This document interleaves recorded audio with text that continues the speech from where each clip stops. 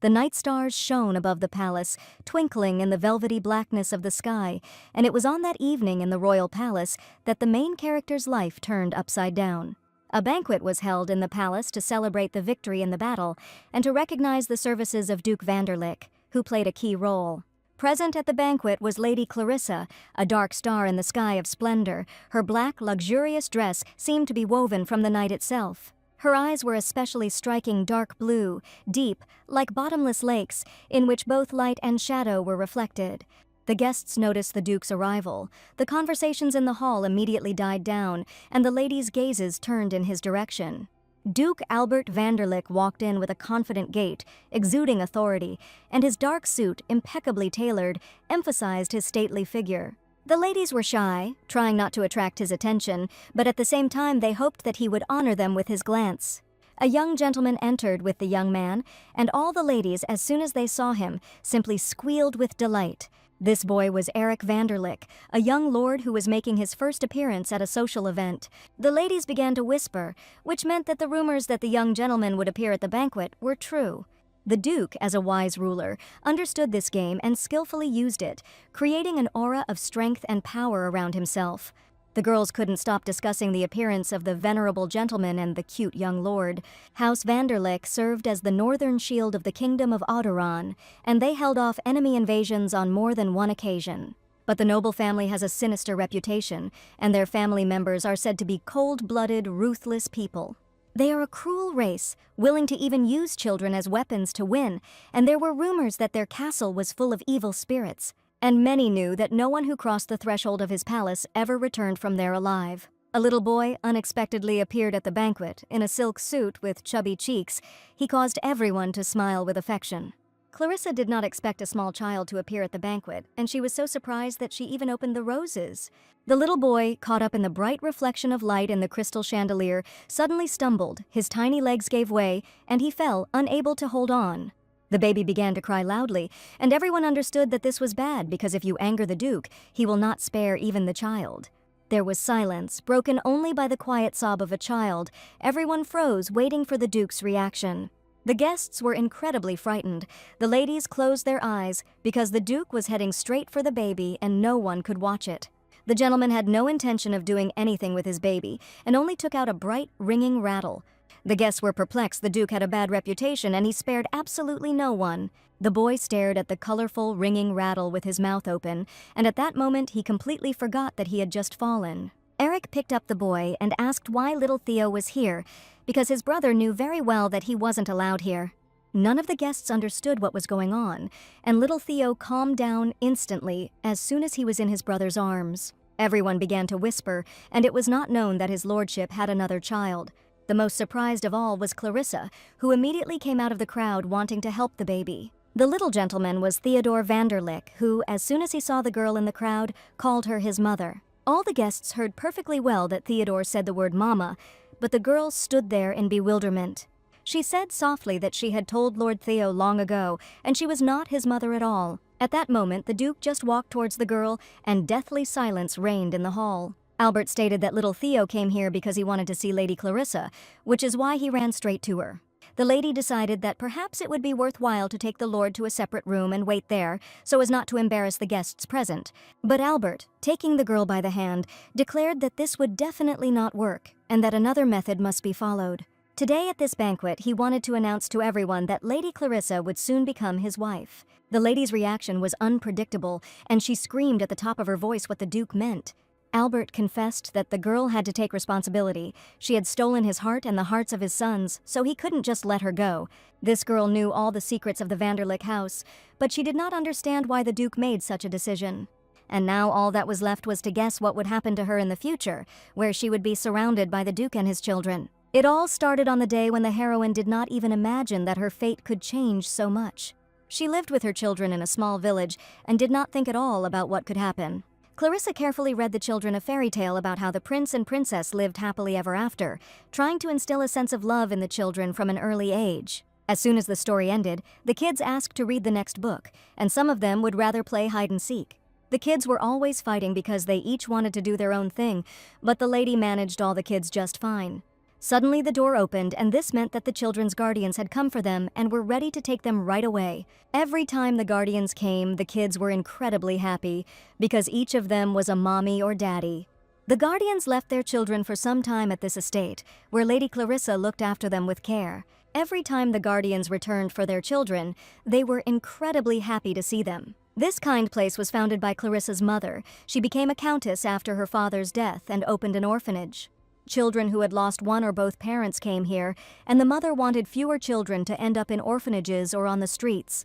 That's how it all began, and the daughter considered it her duty to continue the work of her mother, who loved children incredibly. Everything was fine until one moment, and Clarissa was happy with her beloved mother.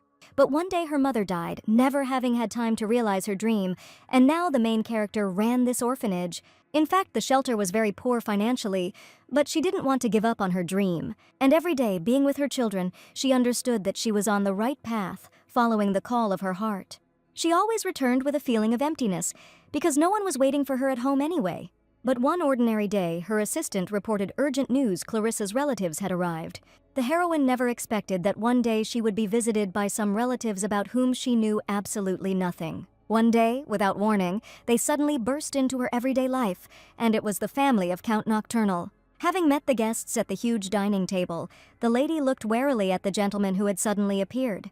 Clarissa's uncle, the great Count Nocturnal, said they had come to celebrate her birthday. His cousin, Annetta, came with him and said in a joyful voice that she had been waiting so long to meet her little sister. Countess Nocturnal, Clarissa's aunt, wondered if the lady had been to that shelter again. But when the conversation turned to her birthday, the girl was very surprised, because she had never celebrated her holiday. Awkwardly looking at her reflection in the bowl of soup, she realized why her relatives had gathered, because today really was her birthday. Previously, the Count's family had never shown the slightest interest in their relative, and after the death of her mother, her uncle's family moved to the estate under the pretext of guardianship. But they very quickly took over the estate and stripped Clarissa of everything, and from then on they acted as if she didn't exist at all.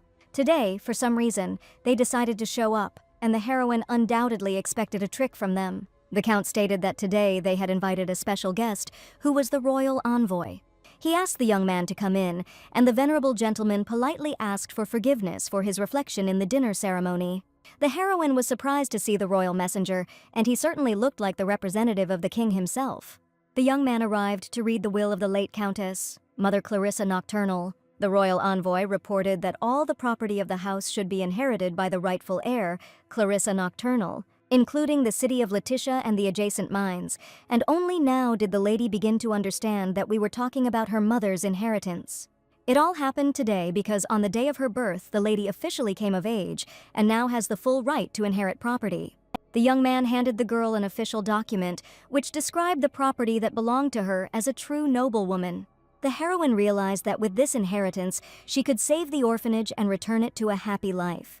Clarissa could have kept her mother's dream alive and protected all the children who were in the orphanage. But just as she was about to take the official documents into her hands, the Count snatched the scroll right in front of her face. He was going to do it himself, as he had always been in charge of things, and he offered to draw up the paperwork so that he could manage the funds properly.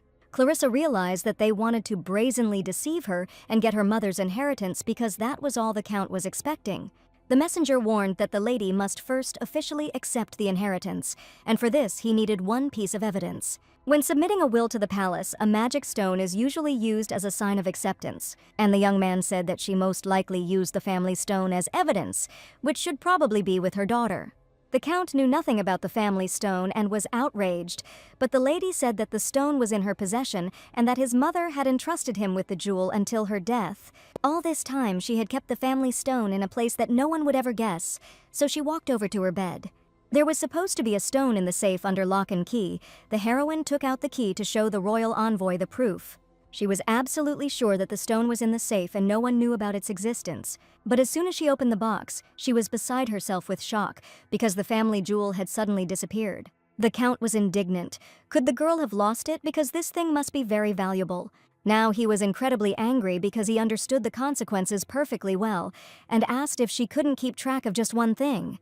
The Count had always been impudent and rude, and even a stranger did not stop him from calling Clarissa useless and helpless. He threatened the girl to find this stone immediately, because if she did not find it, she knew very well what would happen to her shelter. He angrily declared that the girl was obliged to sign the document and swore that only in this case there would be no orphanage children. In his opinion, the orphanage was dirty and useless, and the children who lived there were not worth even a few coins. Clarissa had always known what kind of greedy and evil people these were who were just waiting for her to come of age. For just one moment, because of her kind and noble soul, the heroine allowed herself to hope for the best. She felt that the loss of the family stone was her mistake, and she promised the Count to take responsibility and be sure to find it. The lady warned that if something happened to the children during this time, she would never return to the Count's house, and moreover, the Count would not see the signed document. The Count was beside himself with rage, and the girl declared that he would finally be able to pay off that brothel, and his aunt would pay the crazy bills for her useless jewelry. She knew perfectly well where all the money went, on entertainment and useless trinkets, but the royal envoy did not want to hear it at all. The Countess and Countess continued to quarrel while their daughter tried to contain her angry emotions. She asked her parents to shut their mouths immediately, but no one was going to listen to the young lady. And while they continued to argue, Clarissa realized that she needed to leave this hellish place as soon as possible. That same evening, she packed her things and fled from the Count's estate, which was her mother's home. Before this incident, Annette had been acting rather strangely and was already preparing for Clarissa's coming of age, having learned that the magic stone could not be returned. She found out the information that the magic stone was bought by Duke Vanderlyck himself, and it could not be bought back under any circumstances. Clarissa had been keeping an eye on Annette for a long time, who was acting suspiciously, and the heroine was right, because the young lady sold the stone to the merchant for pocket money. At that moment, she simply stole the stone from the lady's box and had no idea how valuable this thing would turn out to be. Therefore, the heroine had no choice but to try to get something back from this ruthless duke, which seemed almost impossible. But for the sake of the little children who lived in the orphanage, she was ready to go even to the most terrible person in the world, Duke Vanderlyck. Once at the estate, she asked the assistant, but as expected, the duke refused to return the magic stone. Clarissa insisted that she be given the opportunity to discuss this with the Duke himself, but the young man recommended that she leave the room. In fact, the heroine knew that it would not be easy to return the magic stone, and decided that she would have to look for another way. But she noticed a strange thing. The estate was too quiet, and she did not meet a single servant. Suddenly, while in the corridor, she heard a loud sound and immediately realized what it was. It was definitely a baby crying, but she also felt the cursed magical energy, and something was clearly happening here. There were many terrible rumors about the Vanderlyck family, and one of them was that they used children to win. Therefore, the heroine, not listening to the assistant, became afraid that the child might be in danger and ran up the stairs. She ran towards the baby's cry and found herself in one of the strange rooms that looked like a nursery. In the middle of the room stood a cradle in which a small baby lay alone, crying loudly throughout the palace. With trembling hands, the lady wanted to rock the cradle, but she was afraid of the Duke's anger, because here she was, a complete nobody. Surprisingly, she saw the family magic stone nearby and finally understood where it was. The voice that came from behind her was quiet and cool, and he wanted to know what kind of lady had entered the room. Clarissa felt goosebumps run down her spine from that dark voice, and she heard the clear ringing of a sword. Perhaps she would meet her end right now for breaking into the Duke's palace, so the heroine closed her eyes and waited for what would happen next. It was the owner of this estate, the same infamous Duke who was right now standing behind the girl. She understood that he was holding his sword in his hands and could cut off her head at any second, so she decided to turn around. As soon as she turned around, all her fears disappeared, because instead of a bloody sword, she saw a bright, colorful rattle. The Duke was holding it in his hands, and he looked incredibly funny with this cute little thing. Holding a child's toy in his hands, the Duke continued to silently look at the stranger who had appeared in the room. At the very beginning, Clarissa hurried to take the little baby by the hand so that he would finally calm down and stop crying. The Duke could not believe his eyes, and the baby really did not make a sound anymore, holding the woman's hand with his tiny fingers. Now, he wanted to know who was standing in front of him. The stranger had suddenly appeared in the children's room and was not supposed to be there. The lady politely stated her name and said that she had come to speak with the Duke on a very important matter. But suddenly she felt a powerful burst of magic and also heard a loud child's cry. Albert asked how the girl managed to make the baby stop crying because every day he tries to overcome his loud cries. The lady herself did not even understand when the baby stopped screaming. Only now did she notice that he grabbed her hand and held it tightly with his little fingers. The heroine suggested that perhaps the child had rocked himself to sleep, but the Duke understood that he now needed to talk to the stranger in person. Albert told her to follow him, and Clarissa obediently followed the cool youth. Well, she remained alive, and the Duke did not cut off her head, and now she was ready to discuss anything with him. But for a moment the lady stopped, and if you think about it, that damn magical energy she felt earlier suddenly disappeared. The lady went into the drawing room, and the Duke sat down opposite her, wanting to ask the girl many questions. The first thing she asked was what kind of child was lying in the cradle, and Albert immediately admitted that the baby was his son. Having found out all the information before the visit, the heroine was sure that the Duke must definitely be alone. She never believed all these terrible rumors about the gentleman, and assumed that he must turn out to be a fair man.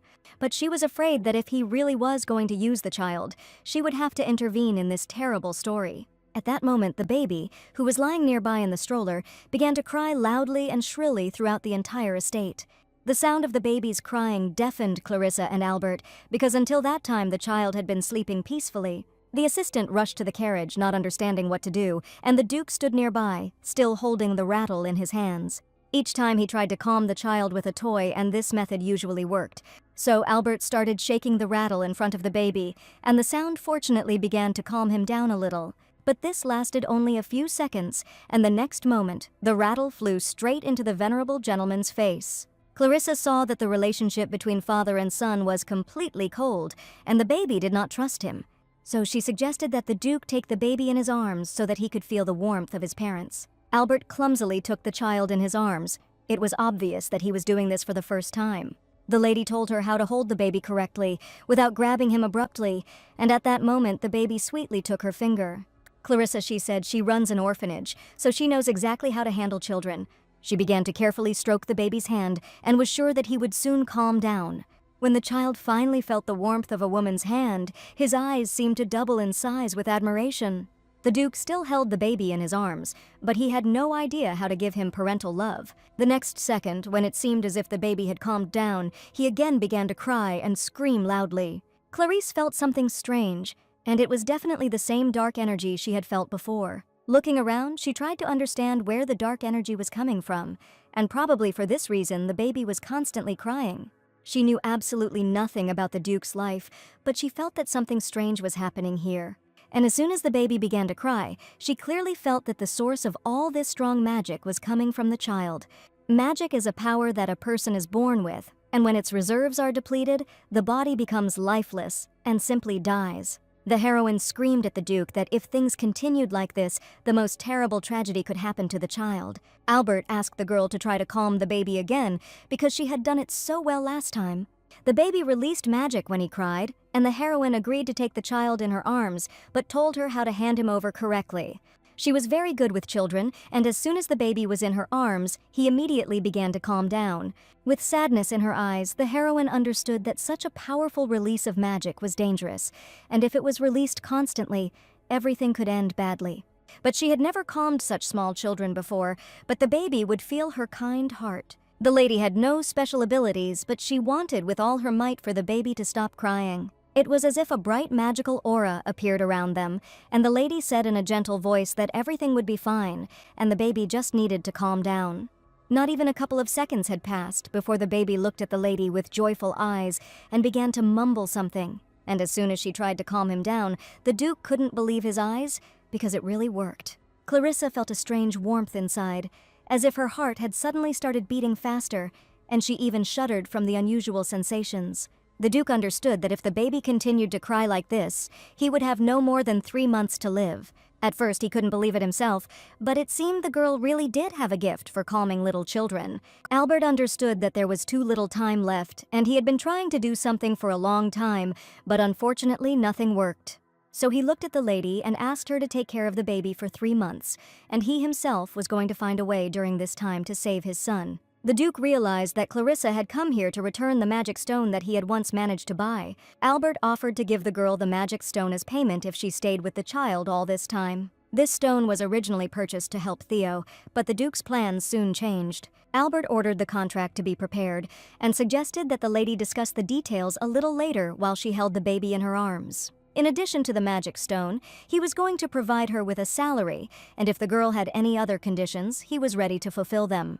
Clarissa knew that if she could calm the baby, the child would have a chance to survive, and that was a big responsibility. But she couldn't just leave and let the baby die just because he cried all the time and no one could calm him down. Therefore, the heroine had no choice but to agree to the Duke's condition, and her kind heart could not leave the child in trouble.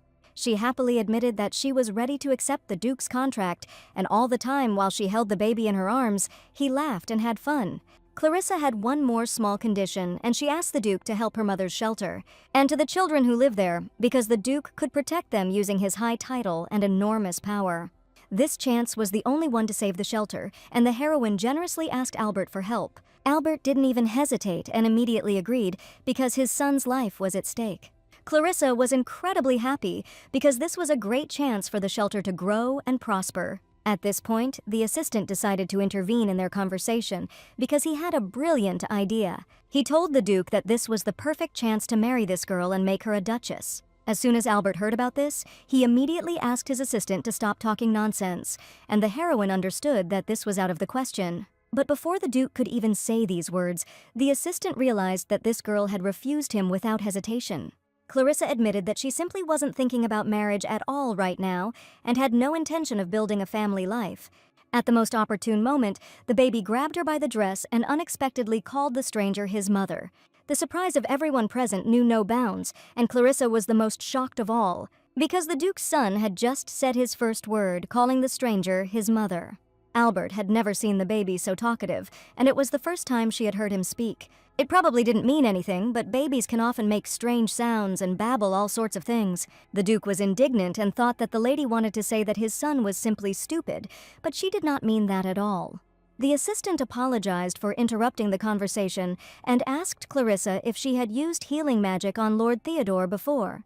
Everyone knew that Lord Theodore's mother was skilled in using healing magic, but the lady knew absolutely nothing about it. And the assistant thought that perhaps this was the reason for the confusion, and that the girl was probably connected with magic. But Clarissa admitted that she had never been able to use magic and had no idea what it was. Healing magic is considered to be particularly difficult, and only a few people in the entire kingdom are able to use it. The lady was sure that there was not the slightest chance that someone like her would be able to master such complex spells. The assistant reported that the baby's nanny had fallen ill due to the effects of his magic, and it looked like it would take a long time to recover. Before this, the Duke himself looked after the child, since his body has resistance to magical emissions.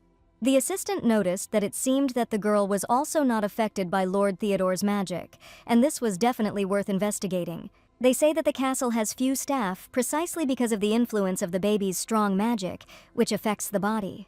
But as far as Clarissa could hear, people were starting to come back little by little, and she was going to take good care of little Theo. The first thing she decided to do was write a letter to the children at the orphanage to tell them how sorry she was that she had to leave suddenly. She wrote that the children should not worry about the orphanage because the Duke promised that he would protect them until her return. When Clarissa finished writing the letter, she felt that she had done a very important thing and informed the children of the orphanage about her absence. She even imagined how the kids reacted to the appearance of the Duke's knights, and everyone was probably just in shock. At that moment, strange sounds came from the baby's crib, and probably little Theo finally woke up. He opened his little eyes and tried to grab something in the air with his chubby little hands. The lady realized that she needed to get some clean clothes and change the baby before he fell asleep again. In the chest of drawers next to the crib, the heroine found a cute shirt that she was going to put on Mr. Theo. Today the baby didn't cry at all, and only made strange sounds that babies usually mumble. Looking with joy at the awakened Theo, the lady asked for forgiveness in a calm voice for keeping him waiting. But suddenly the heroine heard that there was definitely someone in the room besides her, and this was definitely not the Duke. Suddenly she saw young Master Eric, who quickly took the baby from the crib into his arms and looked menacingly at the girl. The boy's gaze was incredibly angry, as if he was afraid that the heroine would harm his brother. He ran as fast as he could towards the balcony, holding the baby in his arms, while Clarissa screamed and tried to stop him. The lady was incredibly excited and ran to the balcony, managing to see how the young gentleman used magic and deftly jumped straight down. Little Theo cried in his arms, and the young master suddenly noticed how the magic had unexpectedly dissipated. If he had used it, he would have landed without any problems, but now the boy was flying down with a baby in his arms. Clarissa tried to stop him, but the young gentleman was so agile that she only managed to see him jump down from the balcony. But the lady was also incredibly smart and managed to grab the boy right by the arm so that he wouldn't fall. Since the young master's magic had disappeared without a trace, if these hadn't grabbed him, he would have simply fallen with the child in his arms. Eric was also scared because he was sure that his magic had simply disappeared somewhere, although this had never happened before. Clarissa tried with all her might to hold the boy with one hand and tried to stay on her feet so as not to fall down with him. As soon as she took his hand, for some reason, a magical whirlwind swirled the heroes, and they landed smoothly on the ground. It was simply incredible and quite strange, but for some reason the magic appeared again when the girl took the young master's hand. Now the three of them were sitting on the grass, having avoided the terrible fall, and the young gentleman understood what danger he had just exposed his brother to. He didn't understand what was happening, but he realized that the magic had definitely dissipated for just a second. But then she appeared again, and that is why the heroes did not fall from the high balcony. The boy was shaking, holding his brother in his arms, while the heroine tried to find out if he was hurt anywhere. Clarissa was extremely glad that the situation had turned out this way, but she was still dissatisfied with the young master's behavior. She looked at him menacingly and warned him that he should never climb or jump from the second floor again, because it was too dangerous. In Eric's arms, who began to cry very loudly, and even the young master was frightened by how deafening the sound was. Clarissa asked to give the child to her in order to calm the nervous baby. She extended her hands caringly for the young gentleman to give him the child, and told him that she had recently become his nanny. Eric continued to look angrily at the girl, although he understood perfectly well that he would not be able to calm his little brother down. He said they had a lot of nannies, and every time they showed up, Theo only got worse. And at that moment, Clarissa realized that the boy had been trying to protect Lord Theo all this time, and his rage was precisely for that reason. The Duke's assistant ran up to them, probably having heard in the estate that something was happening in the courtyard. He heard a loud noise and immediately hurried to the yard. The young man was so scared that he thought his heart would stop, but fortunately, everything was fine. Clarissa apologized for the noise and admitted that none of them were hurt, but she didn't even notice that blood was pouring from her hand. The lady asked no one to worry under any circumstances, stating that it was a small scratch and it would heal on its own. After living with children from an orphanage, where the lady constantly received some kind of bruises or abrasions, she was accustomed to minor injuries. But the young master cried out, "Even small wounds can become inflamed and lead to death," and he read about this in a book. Eric quickly handed the baby over to the assistant, but he himself was incredibly worried about what had happened. There really was a huge scratch on the girl's hand, from which blood was spurting. Eric hurried to help the girl. He knew about proper first aid, when the wound must be washed with clean water and then stop the bleeding. The next second, the scratch on the heroine's hand began to instantly heal, and she realized that the boy was using healing magic. She remembered the assistant had said that Lord Theo's mother could use healing magic, and probably the Duke's son had the same ability. And at that moment, the young gentleman was incredibly sweet and caring, because he had just helped the girl heal her wound. Clarissa was delighted. The gentleman was still very young, but could already use such a complex healing spell. Eric couldn't stand the praise and, embarrassed, ran away as fast as he could. The assistant was surprised, because he had not seen Lord Eric express his strong emotions in such a way for a long time. The Duke was supposed to introduce the new nanny to Eric tomorrow, but it looks like he arrived earlier than expected and no one had time to explain anything. Taking the young lord in her arms, the girl realized how much her brother adored Theo and how worried they were about him. Lord Eric turned out to be a very loving man when it came to family, which is why he tried to protect his brother from the stranger. After the unexpected situation, the nanny returned to the child's room and held him in her arms the entire time. But young Master Eric kept a close eye on what was happening behind the half-open door because he expected a catch in everything. Clarissa wanted to be friends with Eric if she could, but right now the boy was just angry. That is why he kept his eyes on the new nanny all the time and watched as she changed and bathed the baby. The heroine understood that if she tried to talk to him, he would most likely run away, and now she decided to focus on her duties. So she carefully wanted to feed baby Theo some delicious carrot porridge while the young lord continued to watch her. As soon as she brought the spoon to the baby, at that moment Eric ran into the room and stuck the spoon in his mouth. Clarissa didn't expect such behavior from the young master at all, but he just wanted to taste the porridge. He said this not because he didn't trust the new nanny, but simply because he wanted to make sure the porridge was actually tasty. Clarissa was scared at first, but then she realized that the boy was just worried about his brother. And she wasn't even going to pay attention to his cries that she was extremely suspicious and was thinking of bribing him with food. At that moment, the young gentleman ran out of the room and told the nanny to simply wait where she was. But she continued to go about her duties and did not understand whether she really looked so suspicious. A few days later, the young gentleman behaved in exactly the same way, constantly hanging outside the door of the children's room and trying to understand what the new nanny was hiding. The young gentleman didn't trust anyone, and Clarissa seemed scary to him because all the previous nannies were bad. He was always standing behind the door, but this time something unexpected happened. The young gentleman simply burst into the children's room. Through the half-open door, he saw what looked like a girl trying to seduce Arnold by putting her hands on his face.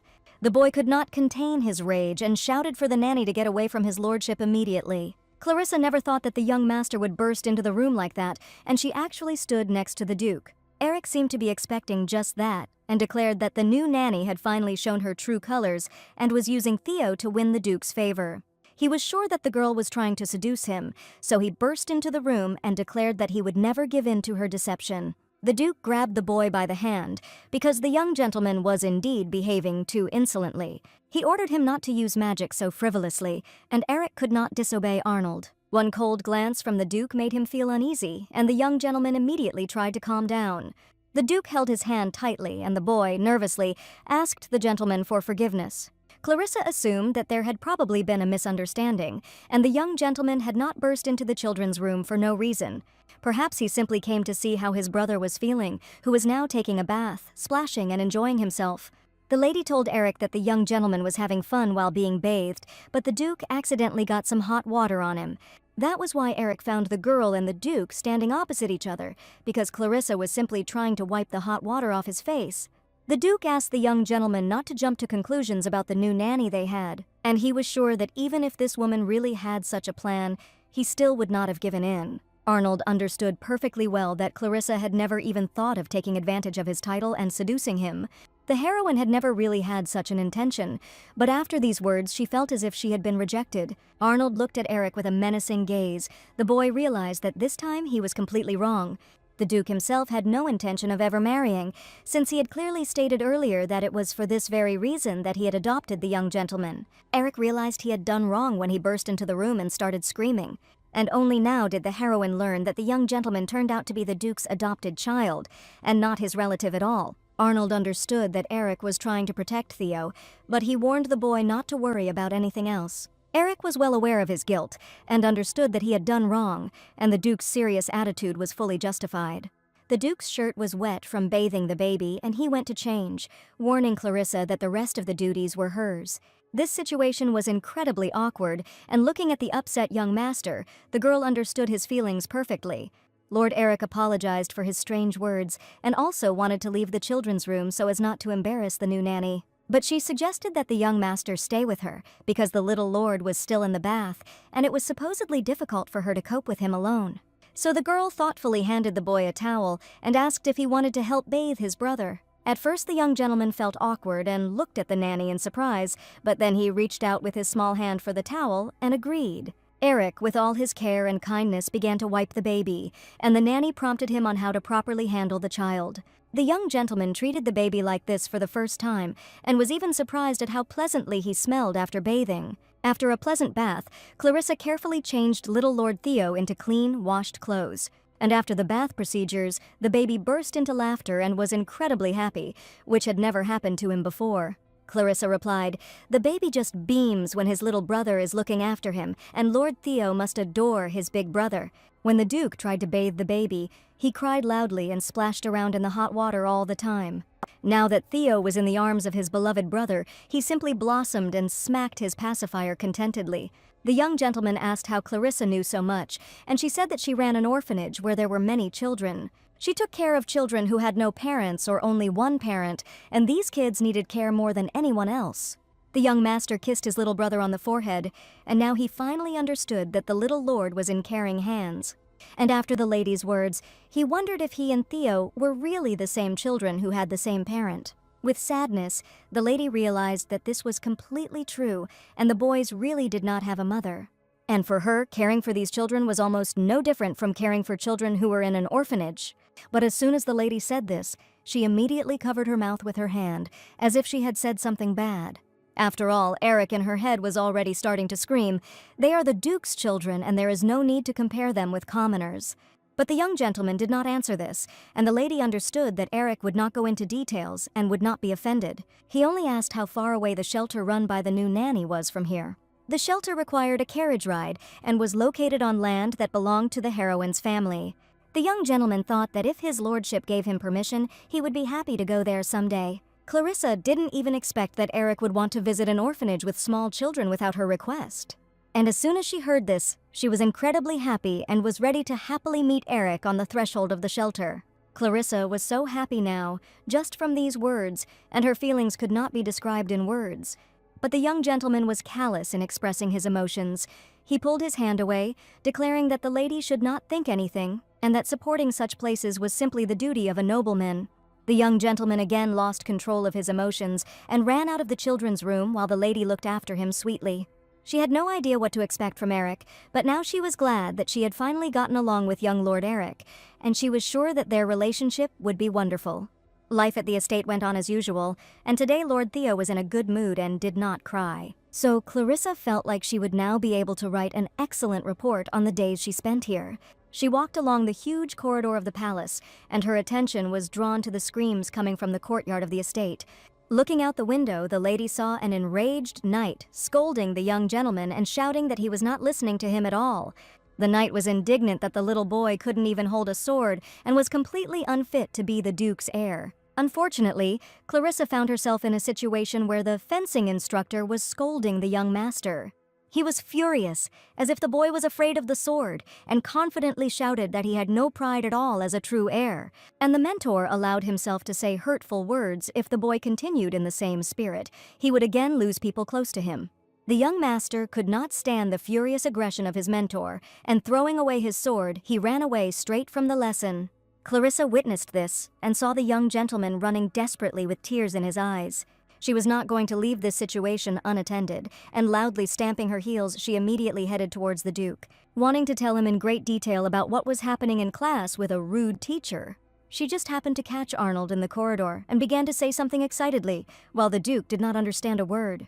Clarissa immediately told about what she saw, how Lord Eric was engaged in fencing, but his instructor acted too meanly. As soon as she began to speak about the young master, the Duke's scarlet eyes flashed angrily, declaring that the girl should only be responsible for Theodore. And he asked her not to interfere in matters that concerned young Master Eric anymore, because it was none of her business. The heroine felt very awkward because she just wanted to help Eric because she saw an inappropriate situation.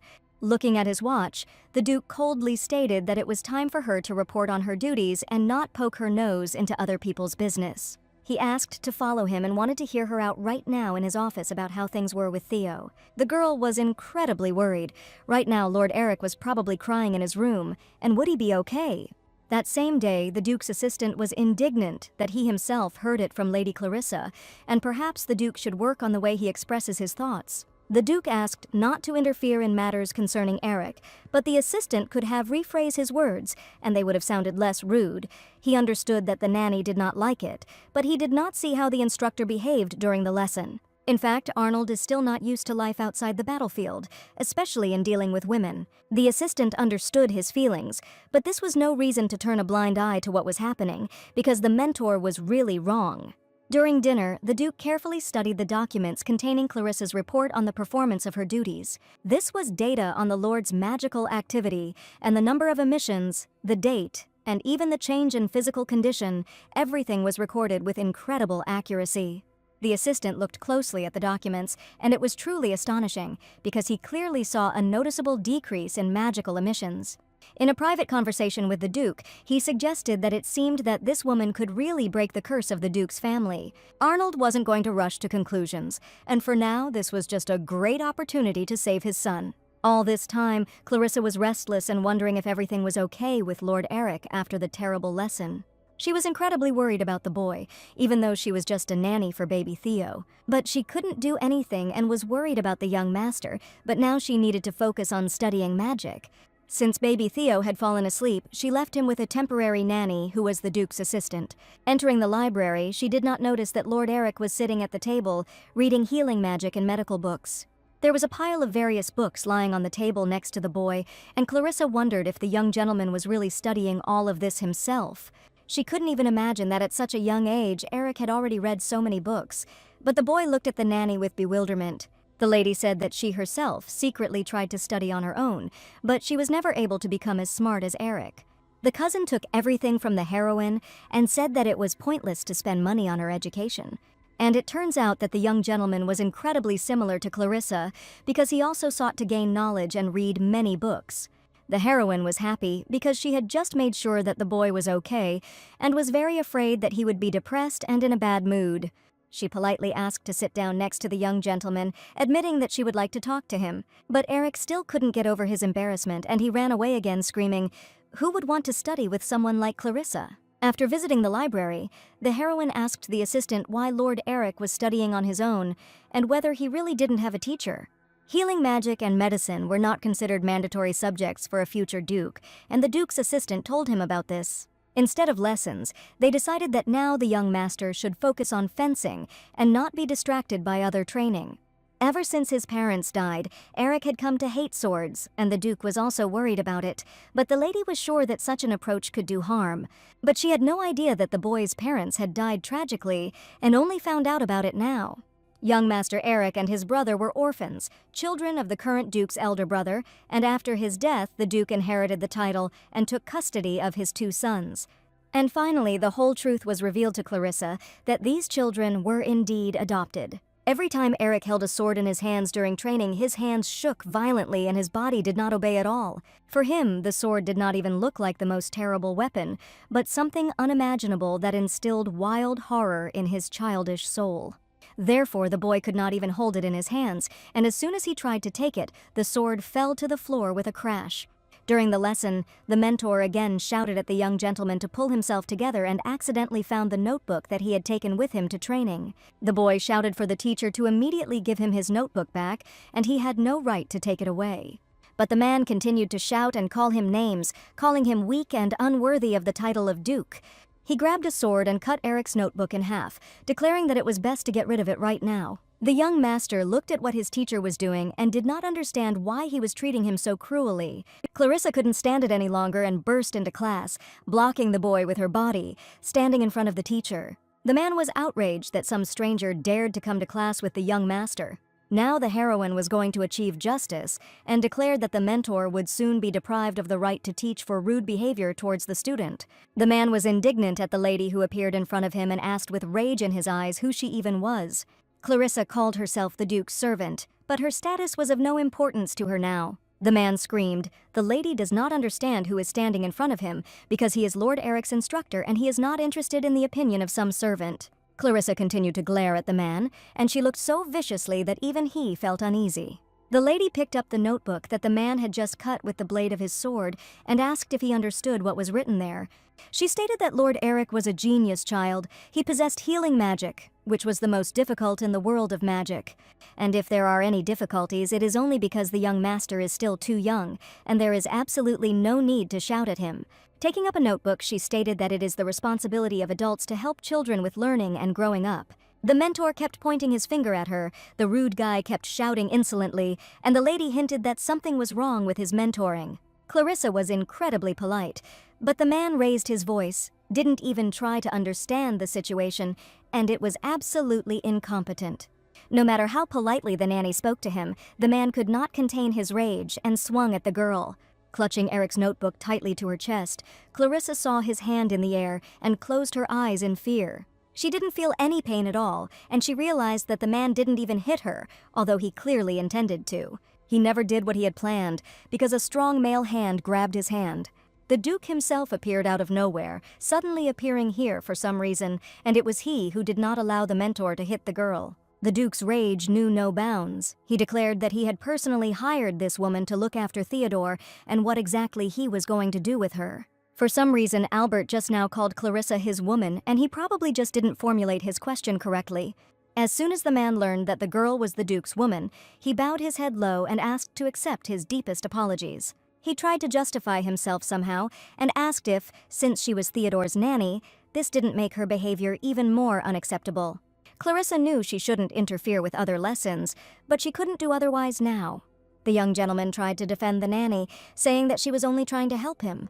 The Duke was sure that this did not give the mentor the right to raise his hand against the girl, and declared that today he resigned from his position as a fencing instructor. Albert took out his sword and put it right to the throat of the man, who still tried to insist on his acquittal. But unfortunately, the man committed two unacceptable offenses, and firstly, he tried to attack an unarmed woman.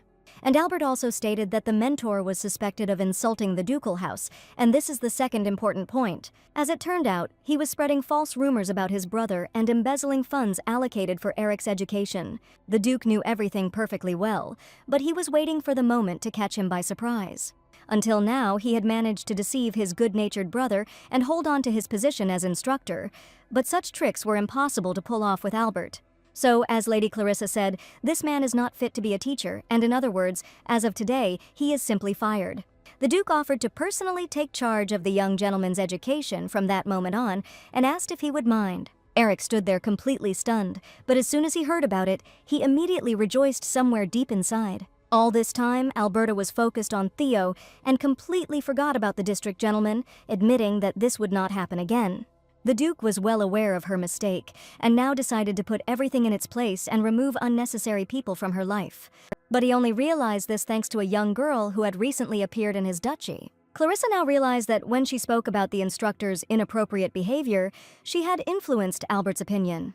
And at that very moment when he was resisting, he still listened to the opinion of the girl, who certainly did not wish harm to the young master. Albert fired his fencing instructor and decided to take up teaching children who desperately needed him. A few days later, as the Duke had reported, he really did begin to teach Lord Eric on his own. The fencing instructor soon left the mansion, angry and offended by his rude behavior.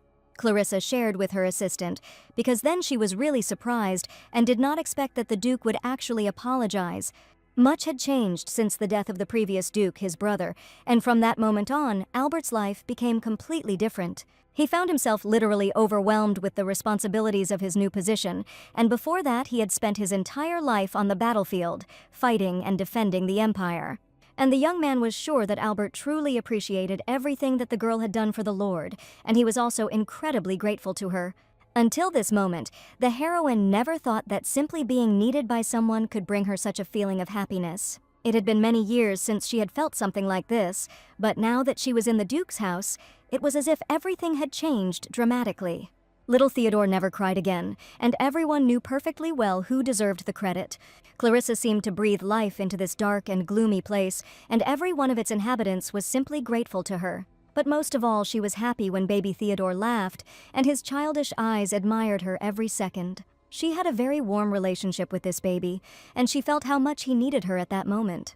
It was only after her appearance that Theodore stopped crying and felt what parental love and care were. He seemed to blossom like a dried rose flower and slowly began to turn into a blooming angel. Early in the morning, she was walking in the garden because the weather was fine, but suddenly she noticed something. Something was clearly happening in the garden, and standing next to the stroller, the heroine noticed the blooming roses.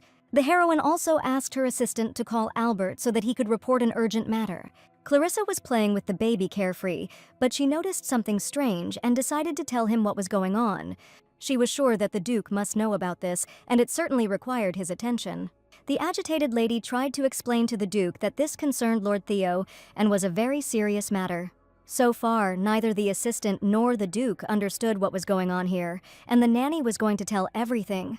Sighing and closing his eyes, the Duke asked to tell everything in the smallest details in any case. In a garden where there had never been flowers, fragrant roses suddenly appeared, and the nanny was sure that the baby's energy was involved. Usually, small children could not use magic, and it was almost impossible, but the flowers suddenly blossomed, and the magic was related to life energy.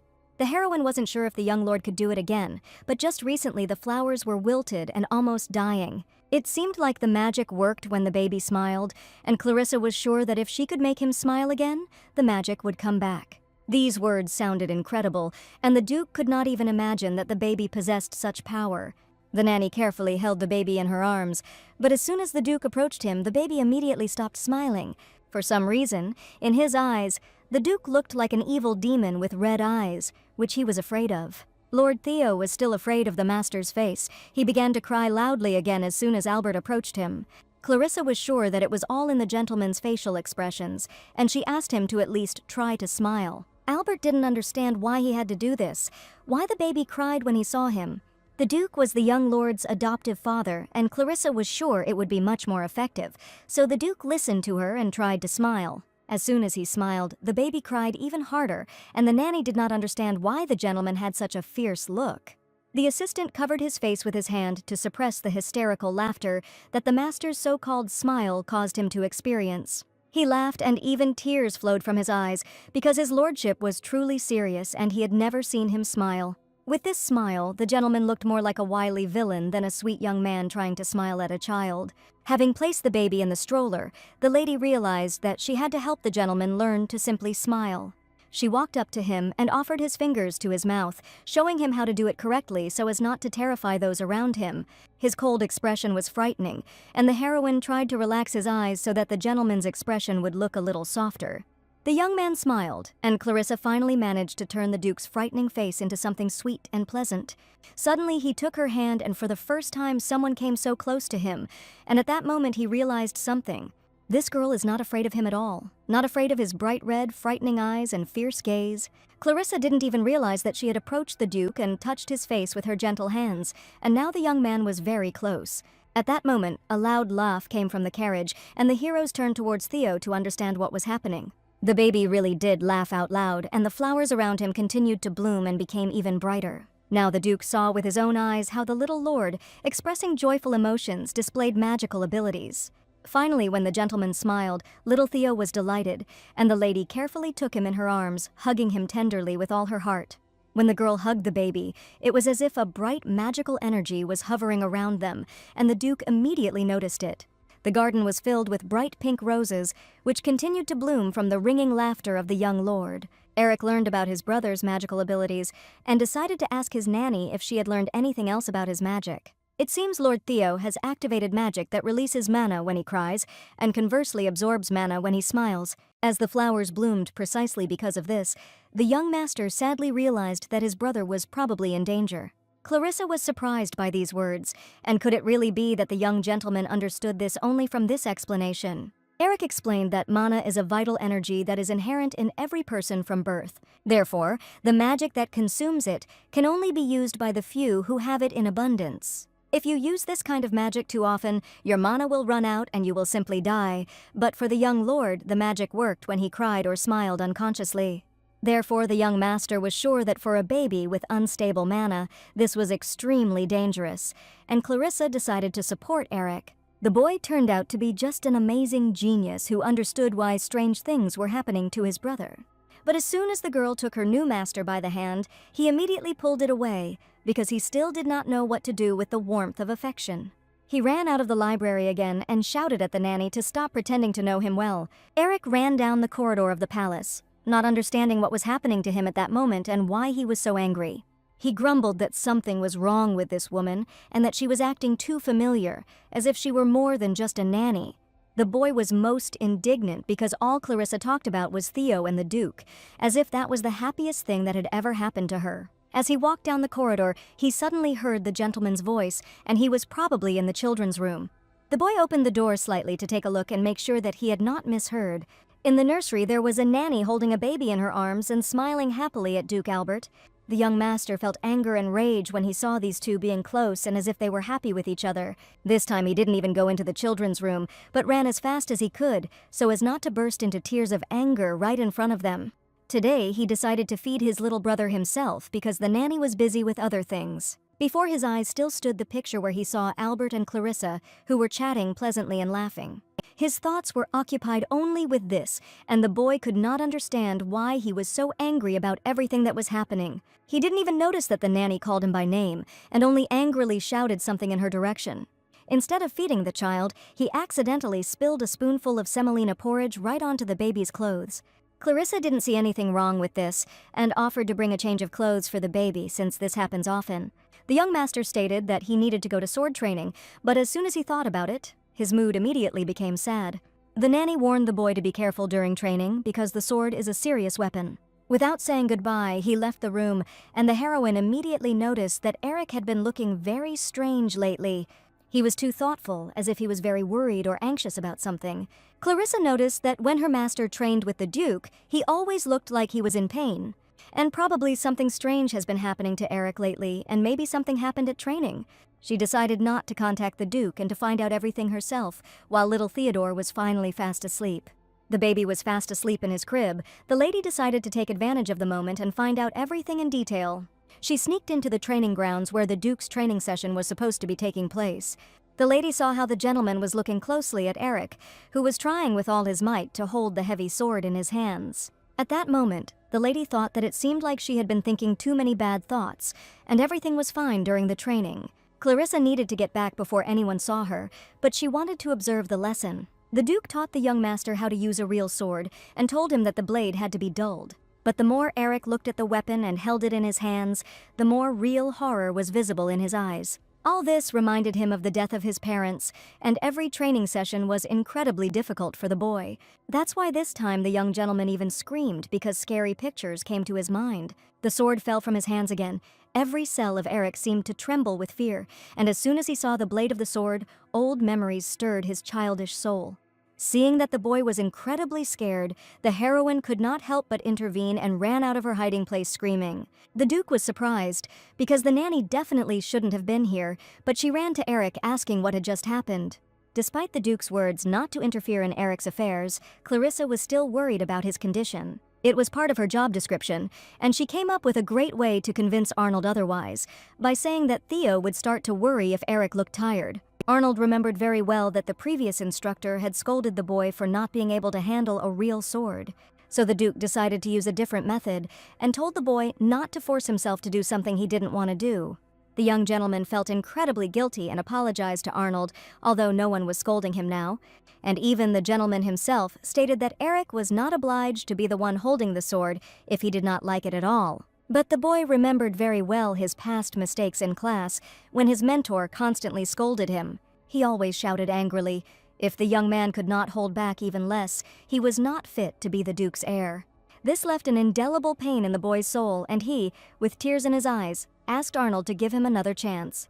Each time he tried again and again to take the sword in his hands and cope with the terrible memories that overwhelmed him. This time, a nanny appeared at the lesson, and as soon as the boy tried to touch the sword again, she carefully took his hands. Eric felt the warmth and support that radiated from the nanny, who was kneeling in front of him. She asked Arnold if he was really going to give up Lord Eric, because that had to be absolutely untrue. Clarissa still knew the man very little, but the Duke had always tried to support Lord Theo, and such a man could not just abandon a child. Arnold was very surprised when he heard her words, because he had no intention of giving up the boy. The young gentleman became an adopted son, and he asked if he was needed only to help settle the chaos after his father's death, when power changed. Perhaps when Theodore grew up, he would be able to fulfill this role, and the boy did not understand when the Duke spoke about someone else taking it upon themselves.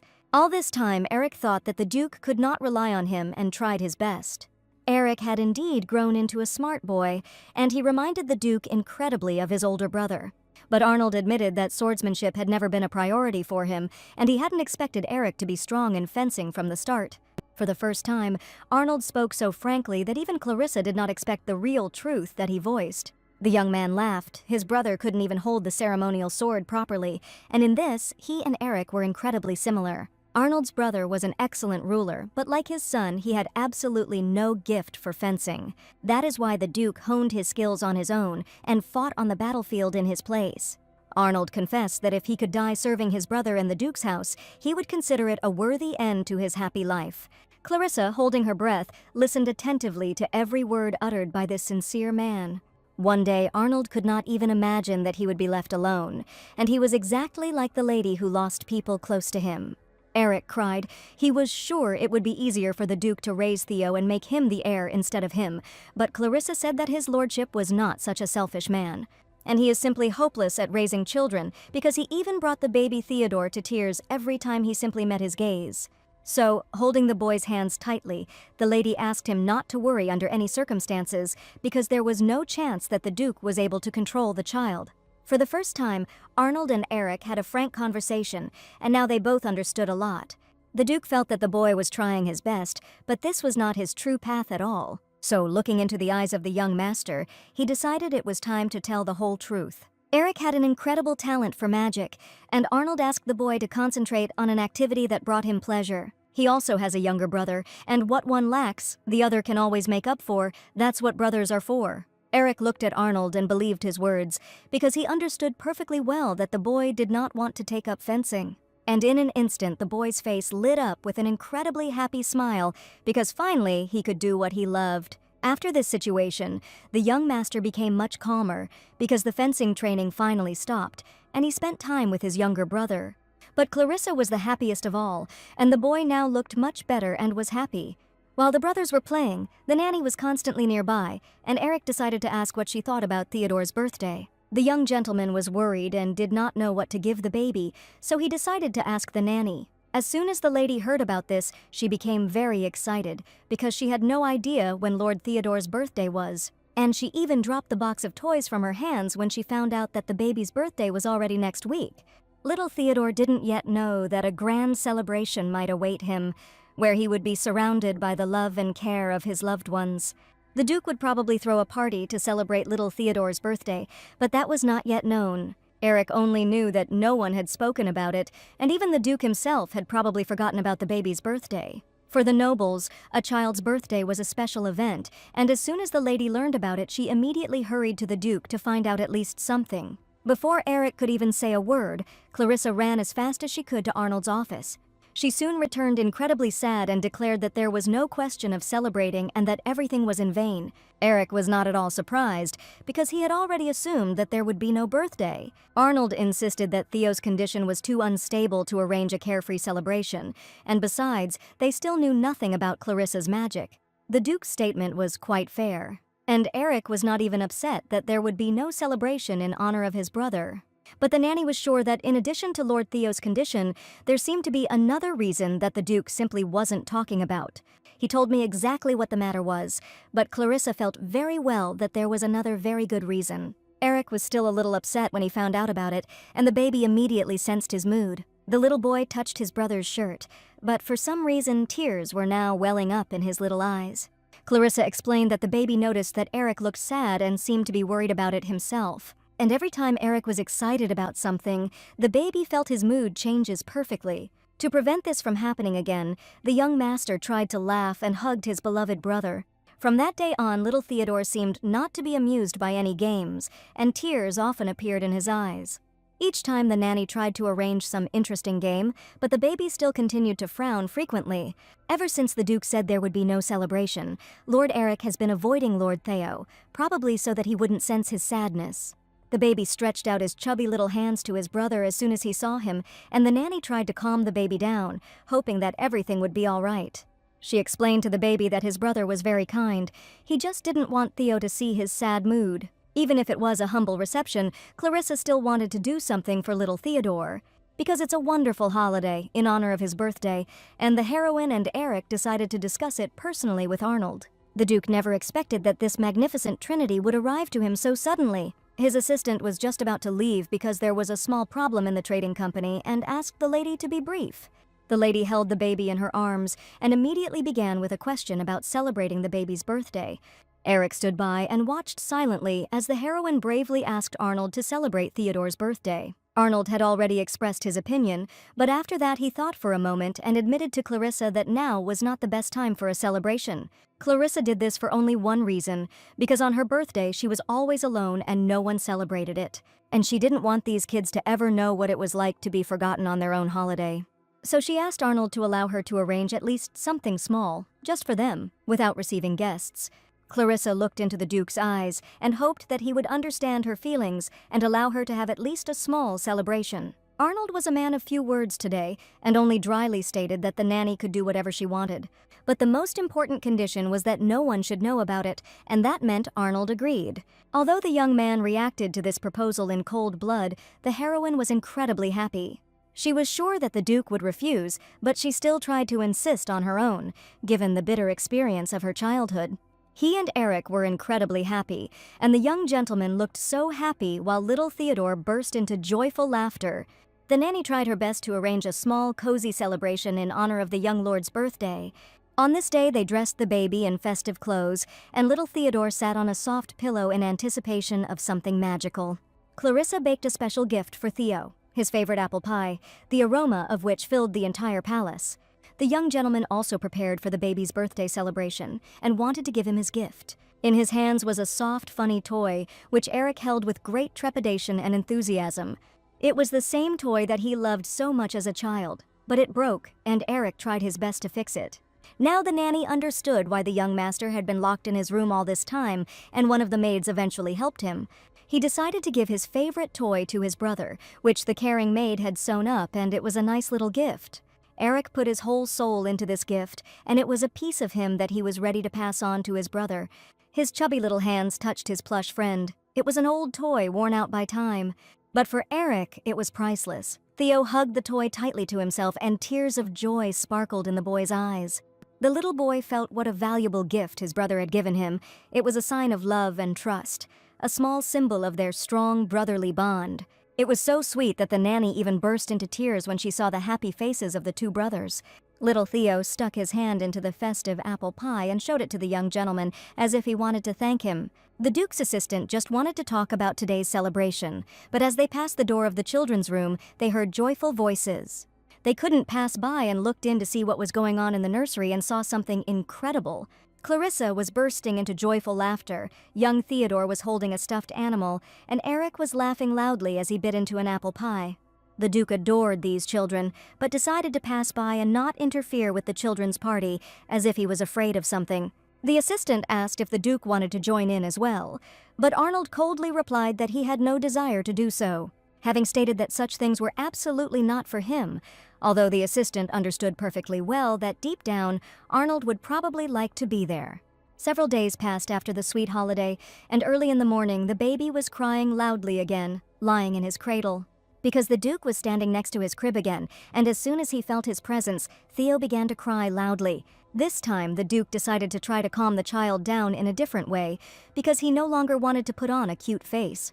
The heroes tried to understand what was going on, and this time the gentleman showed little Theodore the family jewel. Looking at the shiny stone, the baby noticed it and immediately stopped crying. When he showed the little boy the precious jewel, he fell silent in an instant, and it was simply amazing.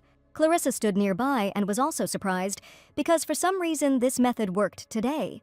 During this time, the heroine delved into the research and realized that the dark magic emanating from Lord Theo had the same properties as the unique magic of the ducal family. At the same time, she realized that her own magic, which calms the baby, can also be completely unique. Unique magic refers to a special type that can only be possessed by representatives of ancient noble families.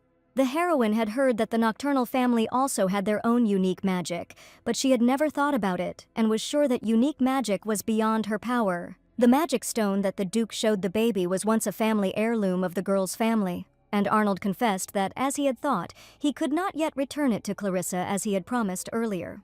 The heroine did not see anything terrible in this and admitted that the Duke could return the family jewel after the contract was completed. Magic stones tend to resonate with the owner's unique magical energy, and for some reason the lady hoped this stone could help Lord Theo. It was the nanny who suggested this idea to calm the baby down, and it looks like the experiment was a success. But the Duke understood that it seemed that it would not be possible to use the family jewel multiple times. The gem changed color more and more with each use, but the nanny was confident that they had bought a little time for the young lord. The assistant apologized for disturbing him and said that Lord Theo's nanny had returned, and he would like to introduce her to Clarissa. This girl's name was Maria. She used to serve in the knightly troops, and now she was going to take care of the lord as his nanny. It is said that Maria was formerly a servant and bodyguard to Lord Theo's mother, and her family came from a noble knightly family. In addition, the lady had an innate resistance to magic, which is why she was assigned to look after the baby. Now that the nanny and the magic stone finally appeared, Arnold suggested that Clarissa take a little rest, since she had been working hard all this time. She took care of the little lord day and night, tirelessly, and spent every minute next to him. It all happened in an instant, and probably the lady was not prepared for it, so she was even a little upset. In that case, she informed the Duke of a small request that she would like to fulfill before her departure. Thanks to Maria, the heroine was finally able to leave the estate and decided to return to her lands for a specific reason. There was a pendant with a dark red stone on her neck, and Clarissa wanted to thank Lord Eric for this pendant. When the young gentleman learned of the departure, he did not believe that the girl would immediately leave for her domain. The heroine was going to explore her family's unique magic because she knew nothing about it and believed that it could help the little lord. When the heroine told him about this, Eric asked to take her special amulet so that Clarissa's magic would be protected. This sign of attention surprised the girl. The amulet looked unusually beautiful, especially since it was an expensive thing. Eric asked not to misunderstand him, assuring that if something happened to the lady, the young lord would be very upset. The boy said this on purpose, but she understood perfectly well that this was his way of taking care of her, and even the assistant noticed the magic stone. He also had a special amulet hanging around his neck, which also protected the young man from troubles and evil magic. The assistant said that this amulet belonged to the previous generation, and it is unique in its kind. Previously, the magical amulet belonged to the Duke, and he gave it to Eric with all care, but now it has gone to the heroine. The amulet was not simple, and in its center was a magic stone, a special crystal that appears when a person first uses magic. This is why magic stones are so valuable, and giving one to someone is a sign of deepest trust and desire to protect. And this meant only one thing: Eric recognized the nanny as a reliable guardian, and looking at the amulet, she was incredibly happy. She carefully hid the amulet under her shirt so that this little secret would remain only with her. Now she often thought about the ducal family, little Theodore, and the use of magical abilities. And as she said goodbye to the Duke's house, she realized that it was here that she first used her magical powers. But there was only one strange thing: the magic stone never appeared, despite the fact that magic was used. It was quite possible that the heroine had used unique magic before without realizing it, and it was a pity that she didn't remember it. She finally returned to the orphanage, and the children were incredibly happy to see Lady Clarissa. The children rushed towards her, each of them trying to ask something, but most importantly, they wanted to know whether the lady had already finished her work. The kids surrounded the girl, confessing how incredibly they missed her, and all this time they tried to behave well. The heroine said that in fact she still works in the ducal house, she just had an unexpected vacation. As soon as the children found out about this, they immediately became upset because their beloved Clarissa would probably leave the orphanage again soon. The Duke's assistant arrived with the girl, and the kids mistook him for an older brother, immediately inviting him to play. The young man clearly didn't expect a bunch of children to rush towards him, and at that moment the lady clutched the amulet tightly, remembering Eric. Clarissa hadn't been to the shelter for a long time, and the first thing she did was head to her favorite office. She was overcome with strange sensations, memories of her mother, and after a long absence, everything here seemed very strange. After her father's death, she heard that her mother moved all the important documents and records to the estate. So the lady asked the maid to look for something about unique magic, books, documents, and important information, everything that could be found. A maid at the estate named Fee admitted that she never thought that Clarissa would one day work for a noble ducal family. But now she was incredibly happy to see the owner of the shelter, and the girl said that the Duke's children were incredibly cute. Although she didn't fully understand what was on Arnold's mind, he turned out to be a good person to her. Fee asked Milady to leave the care of the estate to the servants, because after the Duke's help, everything here had changed. She said they now had support and things were going much better than they had been before.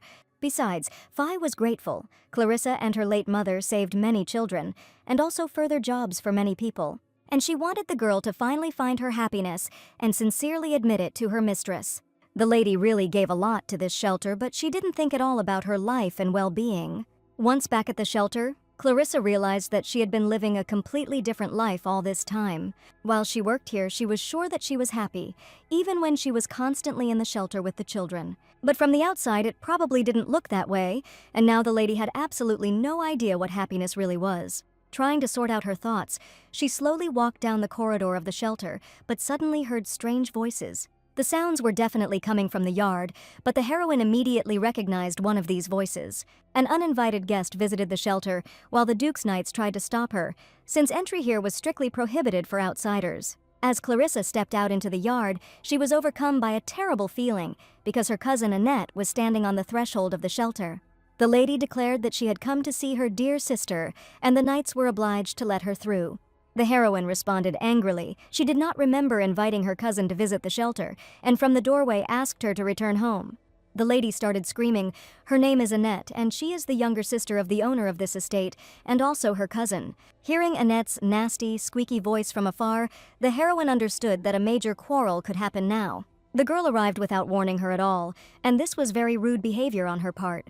That's why the owner of the shelter wasn't afraid to express her opinion, and without even approaching Annetta, said that she should immediately go home. The cousin did not expect that the lady could behave like that and was indignant. Who was she anyway to decide what to do? Annetta became embittered from the first seconds and did not know whose favor the owner of the shelter had won by asking if she really thought that a couple of guards could solve anything. This impudent lady slipped past the guards and threw herself into the arms of her supposedly beloved sister. Annette spoke in a squeaky voice. She came because she was worried about Clarissa, and many days had passed since she went to look for the family stone. Clarissa was not going to tolerate disrespectful behavior towards her and pushed her rude relative away. She said the Duke agreed to return the family stone on the condition that she work on his estate. Annetta couldn't believe that the girl had managed to achieve such success because Duke Vanderlyck had a high title and great respect. The lady admitted that she had never imagined that the family stone would end up in the hands of the Duke himself, and now much became clear to her. Clarissa asked him not to pretend to be an impudent girl anymore because she knew perfectly well that it was she who sold the family stone to the jewelry merchant. Annette stole it from the box and sold it to the first person she met to earn pocket money. But unfortunately, Annetta didn't even imagine that the girl already knew everything about her lies and terrible betrayal. Annette tried to prove that she was not guilty of anything, and her sister allegedly accused her of something she did not do at all. She insisted that the girl herself had lost the family heirloom and was now trying to shift the blame onto her beloved relative. But Clarissa no longer needed to explain anything, and it had long been clear to her what kind of relatives surrounded her and what they really wanted to achieve. Annetta began to act out the performance and cried loudly in front of the guards, as if she had been humiliated and set up. Nobody understood what was going on here, but one thing was clear. The brazen liar was trying to achieve something, and she had come to the shelter for a reason. Clarissa watched the false performance and understood perfectly well that nothing good could be expected from Annette. After all her childhood the brazen deceiver did was set up her relative. And she definitely came again to take something dear from the heroine, something so valuable that it rightfully belongs to Clarissa. My uncle and aunt showed everything perfectly with their behavior. They bathed in luxury their whole lives and lived on the family's money, and also took the title and fortune. The brazen deceiver named Annette behaved completely differently. This girl was completely different. Annette stole from the lady little by little, each time taking advantage of her kindness, as if peeling off her skin layer by layer. Even when Clarissa tried to study, her guardians said that the girl was incapable of learning and very stupid. The books that she valued so much, Annette simply took and destroyed overnight, specifically so that she would not achieve anything. Annette always acted in the most vile way and made sure that all the teachers hated Clarissa. Once, a terrible incident even happened, and Annette was again involved in it, wanting to frame her sister. Annette complained to one of the teachers that Clarissa was constantly making fun of her and bullying her, making stupid jokes at her expense. She even intentionally hurt herself once so that her fiancé would believe her lie, but no one even listened to the fact that the girl was not guilty of anything. The brazen deceiver turned everyone against her sister, who was completely indifferent to her lies. And thus she ensured that all the teachers, servants, and residents of the estate hated her sister and considered her a terrible person. When the heroine realized that all this was part of Annette's insidious plan, her heart was broken into pieces. But at that moment it was already too late. No one believed in the girl anymore, and it was for this reason that she decided to run away to the house that her mother left her. There she finally found her peace, but now the impudent Annette has appeared in her life again, but she has never even been to this estate. After the heroine ran away from their house, she finally regained her strength and was no longer that weak girl. At that moment, the heroine noticed the amulet and remembered the noble Eric, who had given it to her with all his heart before leaving. He wanted the nanny to return safely, so he decided to give her the family jewel that could protect her. Since the heroine's mother died, no one worried about her anymore and never expected her return. But now there are people in her life who are waiting for her, who value her and respect her incredibly simply because she is with them, and this made Clarissa feel great happiness. Perhaps, even if only for a short time, Clarissa became the one Lord Eric trusted for the first time. And holding the magic pendant in her hands, this time she definitely decided not to let Annette do whatever she wanted. Clarissa said confidently, the girl can blame her for whatever she wants, but she will no longer allow her to mock her life. Until the contract was fulfilled, Annette could not return the family stone, no matter what she did or how hard she tried. The heroine turned away sharply, while the impudent deceiver tried to convince her that this was clearly some kind of misunderstanding.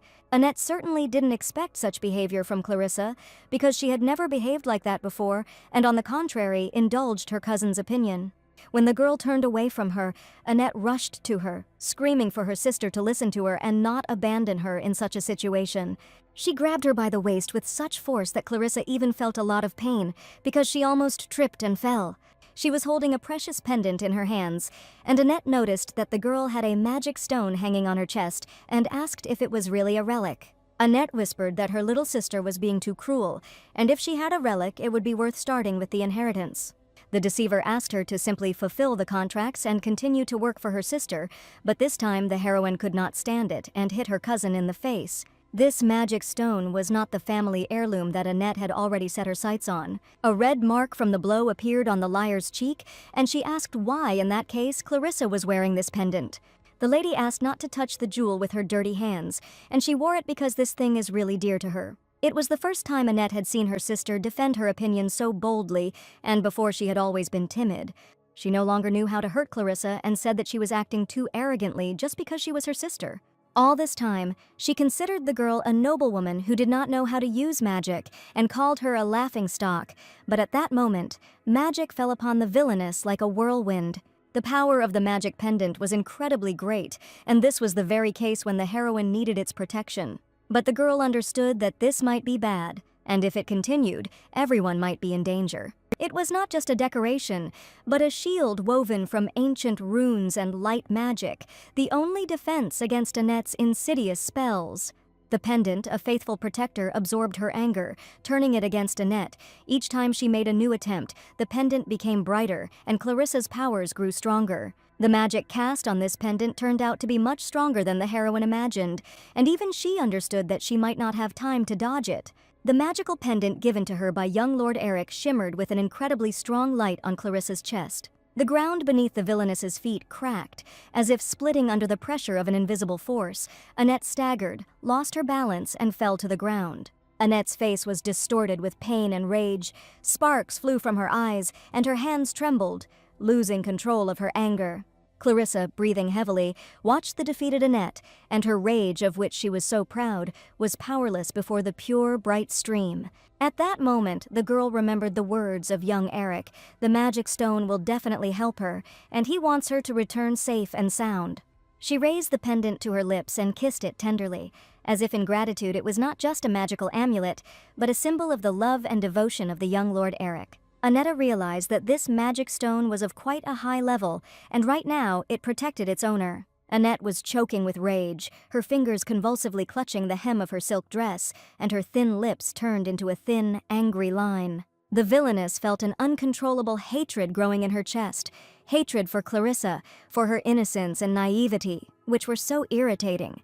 But most of all, Annette hated herself for underestimating this pathetic nuisance, for letting her get away, for allowing her flawless plan to misfire.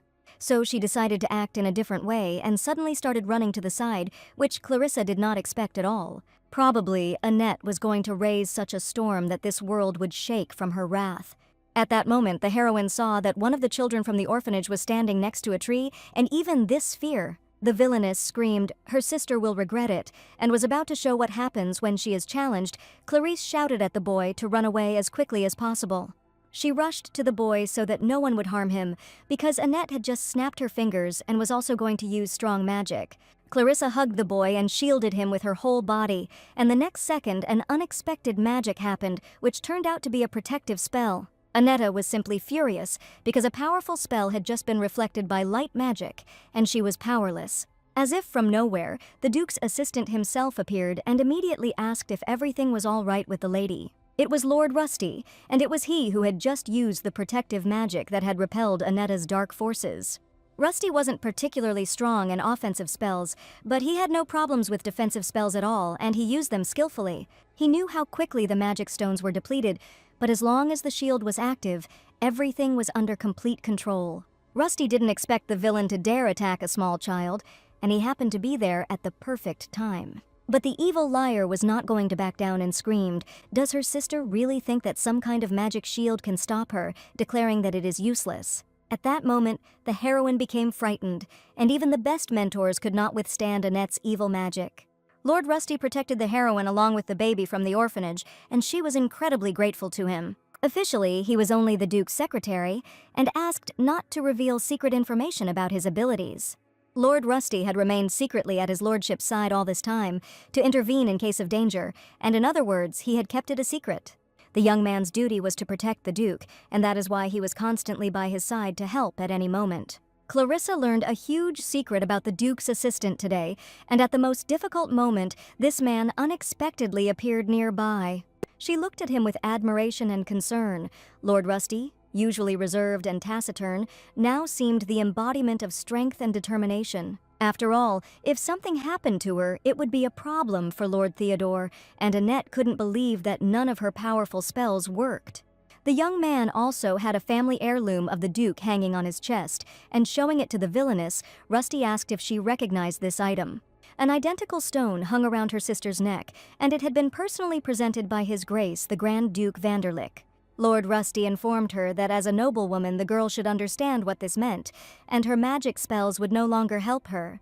This time Annette had gone too far, and the young man could not allow her to be harmed. Behind his words there was deep affection, and perhaps something more. He approached the villainess and angrily declared that raising a hand against her would be like attacking the house of the Grand Duke, and if the lady insisted, she must be ready to pay for it with her life. His eyes burned with righteous anger at Annette, who apparently had crossed the line, and this time she was finally truly scared.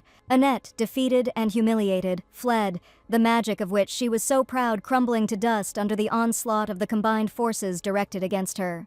Lord Rusty smiled and was sure that everything was now in perfect order and that the girl would never return again. She took with her only anger and determination to take revenge on everyone involved in her downfall, and Clarissa was incredibly glad of it. The magic stone saved her from the evil deceiver who had done nothing but hinder the heroine and ruin her dreams her entire life. Someday the heroine will definitely return and thank his lordship and Lord Eric for the care and devotion that she now felt. She was incredibly interested in how the Duke was doing, and at the same time, the young man was desperately trying to help children in need.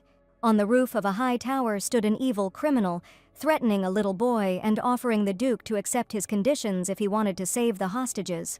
Many people were in their power and were now tied up, and their lives depended solely on the Duke's decision. The criminal warned Arnold not to try to do anything that was not according to his rules, because if he tried, he promised to kill everyone in the castle. The father of one of the hostages, a merchant from the trading company Vanderlyck, tearfully begged the Duke to save his child. The criminals were sure that the Duke had to prove that he was a heartless ruler and was ready to sacrifice even children. Arnold tried to think through every step he took and every action of the criminals so that none of the hostages would be harmed. He asked whether the bandits really seriously thought that he would give in just because they had a huge number of people as hostages. At that moment, the boy, whom the robber was holding tightly in his arms, became incredibly frightened and began to tremble with fear.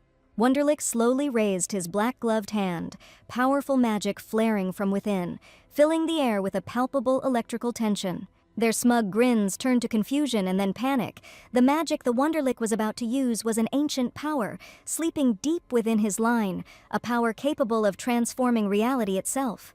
The robber put forward his conditions. The Duke had to give up the child or give up the magic stones. They underestimated not only the power of the Grand Duke, but also the price of ignorance, and the fate of the bandits was sealed. At that moment, a knight captain named Marvin, a noble lord, appeared and brought knights with him for protection. The bandits took the child hostage, but they knew what a fearsome reputation the Grand Duke's house had, or perhaps they simply did not want to believe the rumors. Marvin was sure that the Duke could do something terrible at any moment, and noted that the captain, as always, had sharp statements. Arnold has long had serious suspicions about who is behind all this chaos that brings destruction. Marvin was waiting for an order from the commander, because if a fight began, it would end in bloodshed and many casualties, but now it was necessary to save the children. The bandits, confident in their numbers and impunity, underestimated not only the Duke's power, but also the depth of his patience. The whisper of the wind grew louder, turning into a deafening roar. The ground beneath the bandits' feet trembled, and a cold, inhuman fire flared up in the Duke's eyes. The robbers, in their arrogance, imagined themselves to be the masters of this place, but now they were only pawns in someone else's dark game, doomed to experience the full depth of despair in the face of an irresistible force. The Duke showed no pity or sympathy, only cold, calculating rage. His magic did not simply destroy, it tormented the soul, broke the will, turned everything that was dear to him into dust. Marvin looked with a grin at the monstrous magic, at the incredible destructive power of the Great Lord. But it wasn't just the power. A human normally wouldn't be able to control strong magic with such precision, and even the hostages held their breath in fear. The Duke asked Marvin to calm the others down, since he had deliberately left the senior officers alive. The commander loudly commanded the knights to be immediately ready to carry out his next order. While the bandits were defeated by destructive magic, the knights rushed to help the hostages, of which there were too many. They managed to free the merchant's son, who immediately rushed to his father in tears because the horror he had experienced was too terrible. The father tried to calm his son, assuring him that he was now safe and everything would definitely be fine.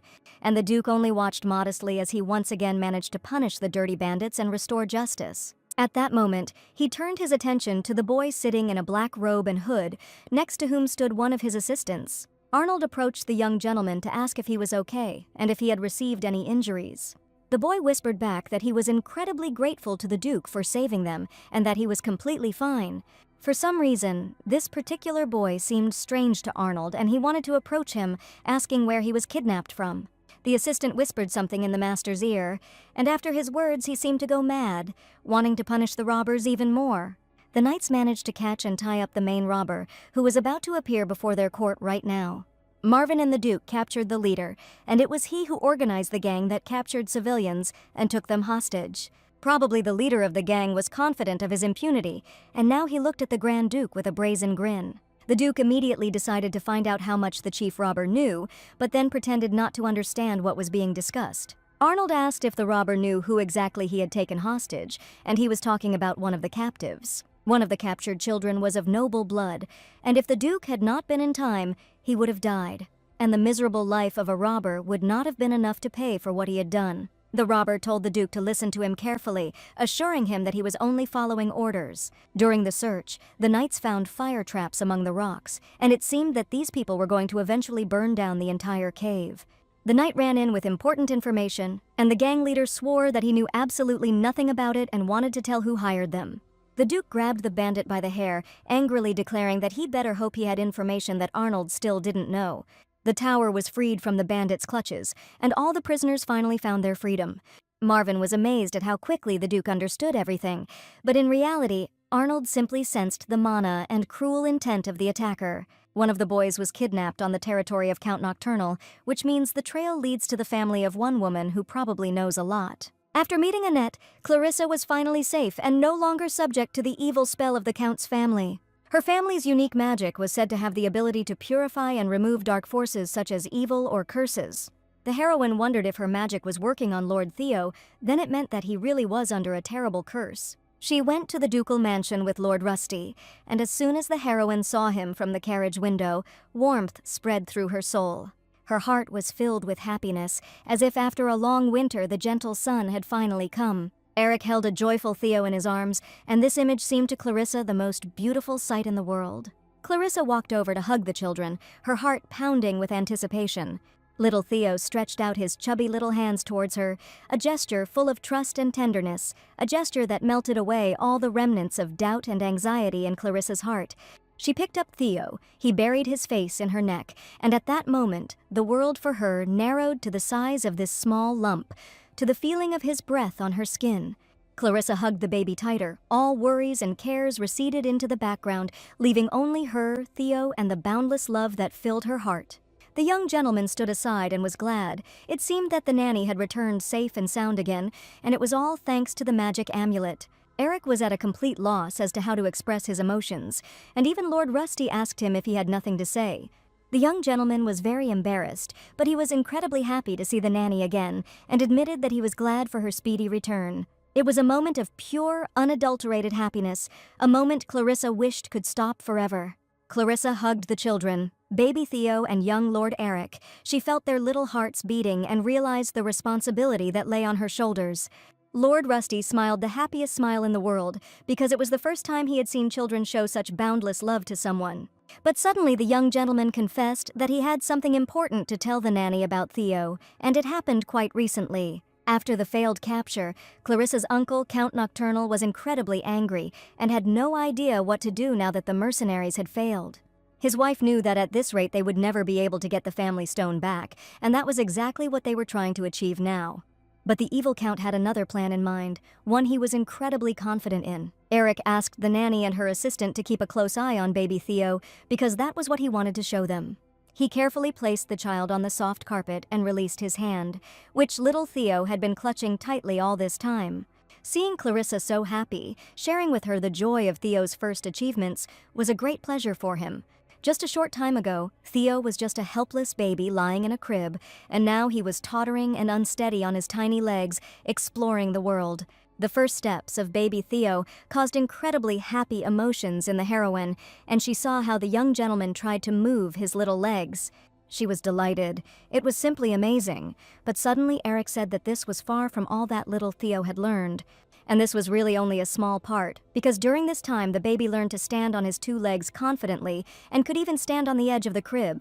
The baby had perfect balance, and it turned out that he and Eric had been training together while they waited for everyone to return to the estate. This was a huge progress for the baby, and at that moment the heroine realized how quickly children grow, because little Theo was already walking on his own. She understood that time was flying inexorably, and that Theo would very soon grow up and become independent. But while he was little, he needed her care and protection. She would be there to support him and guide him. And each of these moments was special for her, filled with motherly love and pride. Clarissa thought they should definitely show this to the Duke, but Lord Rusty said that the gentleman was currently on an important expedition, and it looked like he wouldn't be back soon. Clarissa pulled Theo close, feeling his warm breath as he wrapped his small arms around her and held her tightly. But for some reason, Eric was not sure that the gentleman would be happy with the first steps, so the nanny promised to definitely mention this in the report. And since the young gentleman could now stand, she decided to try making his first pair of shoes. The Lord admitted that it was an excellent idea, but they could not call the shoemaker while the Duke was away and act without his permission. Eric was upset to hear that the Duke would probably not return soon, but the little boots were needed right now.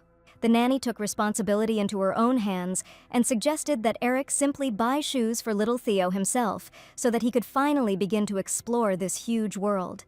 The nanny, holding Eric's hand tightly, and together with Lord Rusty, went to a small town in search of cozy shoes for little Theo. All this time, the heroine remained in the estate. This was the first time when she simply found time and went for a walk. Eric noticed that Lady Clarissa was a little worried and asked if everything was okay with her. The lady just thought she was very sorry that little Theo couldn't go with them, but now they were in for an incredible walk. The young child was not alone, because Maria was now looking after the young lord and asked him to leave all the troubles to her. But for some reason, when Maria stayed with the baby, the young gentleman was not at all happy about it. So he asked the nanny if it was true that tomorrow she would again be almost inseparable from little Theo, and he really wanted that.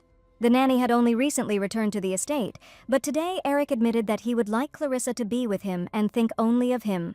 Not expecting such frankness from the young lord, the heroine was surprised because he was always withdrawn and did not show his emotions. But today, the boy seemed to have changed, and he happily held the nanny's hand, promising to show her the most wonderful places. They went into a shoe repair shop, where a store employee carefully showed them the cutest little shoes. The heroes ordered one pair of shoes, and the lady promised to contact them when the shoes for the baby were ready. Clarissa wanted to make this day special, and presented young Eric with a gift from the bottom of her heart. The box contained a pair of brown sandals for the boy to wear when he played with little Theo in the garden. Clarissa could tell from Eric's admiring look that no one had ever given the boy gifts before, and he didn't even understand why she did it. Carefully holding the box in her hands, the lady admitted that this was a small thanks for the magical amulet that saved her life. She told Eric that the magic pendant really helped her in a dangerous situation, and it was thanks to the boy that she was now safe. She finally managed to convince the boy to accept the gift, because Eric had refused the gift, but was now ready to accept it. Eric invited Clarissa to try the city's famous pastries at the pastry shop. They chatted about trifles, laughed, and joked. Later, wandering through the narrow alleys, they came across a small flower shop. Handing the flowers to Clarissa, he smiled shyly.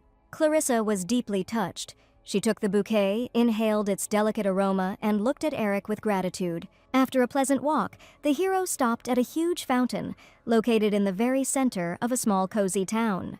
The city was noisy around, but for Clarissa all the sounds merged into a pleasant melody, accompanying her good mood.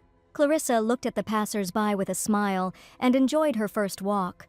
The sun's rays caressed her face, and a light breeze played with the curls that were falling out of her hair. There were so many terrible rumors about the lands of the Grand Duke, but seeing the joyful local residents, the lady realized that all the rumors were untrue. Now, here on a busy street in the company of young Lord Eric, she felt free and happy. Local residents gathered in the city center, and Lord Rusty reported that it seemed the Duke had finally returned from the expedition. The heroes went to greet him. They stopped behind the huge crowd that surrounded the venerable gentleman. But Arnold did not return alone from this expedition, and right in front of him on a horse sat the same boy from captivity. Looking at the boy, Clarissa noticed an incredible resemblance, because this child had something special. His bright scarlet eyes stood out against his pale face, and the color of his eyes was exactly the same as the Duke's. The locals began to whisper that there was a child next to his lordship, but it was definitely not Lord Eric, and the ladies thought that the Duke probably had another son. Everyone was sure that the Duke was not married, and assumed that this was his illegitimate child, delighted by this news, while Clarissa and Eric looked on in surprise. They asked Rusty's assistant to explain what was going on, but the young man admitted that he himself knew nothing and had no idea who this child was. But the boy was incredibly similar to the Duke. His refined appearance spoke of noble blood. They soon returned from their walk, and Maria greeted the residents of the estate with respect, holding baby Theo in her arms. She carefully handed the baby over to Clarissa, and fortunately, nothing terrible happened during their absence. Clarissa decided to ask Maria about the Duke, but the nanny only looked at her with the same surprised look. Seeing that Clarissa had just returned, Arnold asked where the nanny had been all this time. She said that she and Eric had gone to buy Lord Theo his first pair of shoes, and it was unexpected news for the Duke. Clarissa couldn't find the words to describe her admiration and just smiled a happy smile. Young Lord Theo immediately demonstrated his skills by standing on two legs right on the Duke's palm. The lady was afraid that the Duke might be angry, but the young man only looked at little Theo with care. Suddenly, the gentleman's cold face became soft and pleasant. He admitted that they had done a wonderful job. Clarissa didn't fully understand the man's feelings, but now she definitely saw that Arnold was happy. The lady wore the magic pendant without taking it off, and at that moment the Duke noticed it because he had never seen it on Clarissa's neck before, as a family heirloom. He immediately wondered where the pendant came from, but Eric immediately admitted that it was he who gave the magic pendant to the nanny. The Duke probably didn't expect the boy to do something like that, and he had no idea about it. Eric admitted that Lady Clarissa was now a person for their family that they definitely couldn't do without. The boy spoke such sincere words for the first time. The nanny was very touched when he said it. He immediately turned away because he was embarrassed to admit that the nanny was at least very important to him. The Duke had never heard Eric treat anyone with such respect, and he merely said modestly that he understood everything. Surely Eric himself did not expect to utter these words, after which he felt mixed emotions. Arnold walked up to the boy and stroked his head carefully, because Rusty had already told him all the details. For the first time, the boy felt care and support from the cold-blooded Duke, and he had just called him a good boy. Eric was incredibly pleased to receive attention from Arnold, because before their relationship had been very cold. But Clarissa was the happiest of all, and she really hoped that their relationship would remain smooth and warm. Arnold said that he would like to introduce Eric and Clarissa to someone, and this meeting will take place right now. He asked to get ready and go with him to meet the unknown guest. None of the heroes even had a clue who it could be, and Eric and the nanny exchanged glances, understanding each other's feelings. Little Theo was now with Maria, and the heroes were getting ready to meet someone. A boy with blonde hair stood next to the Duke and Rusty, and Arnold said that due to some circumstances he had to stay at the estate for a while. It was the same young man with bright red eyes. His name was William, and this was their first meeting face to face. Clarissa hadn't imagined it last time this young man, up close, really did look incredibly similar to Duke Albert. The young gentleman came up to greet the uninvited guest, and he also saw this boy for the first time. He shook William's hand and admitted that he was incredibly pleased to meet the new resident of the estate. William had just arrived, so the Duke was going to show him around the palace to make the boy feel comfortable. Rusty immediately took the young master to his new room, and this boy was also a lord.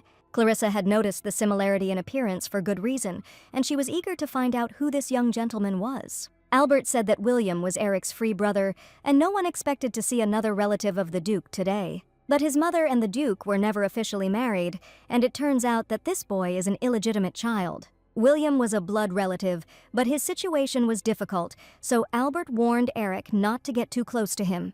Eric understood Albert perfectly, since he was an adopted son and his situation was completely different. Now the Duke turned to the lady and was about to tell her the peculiarities of the nocturnal family line.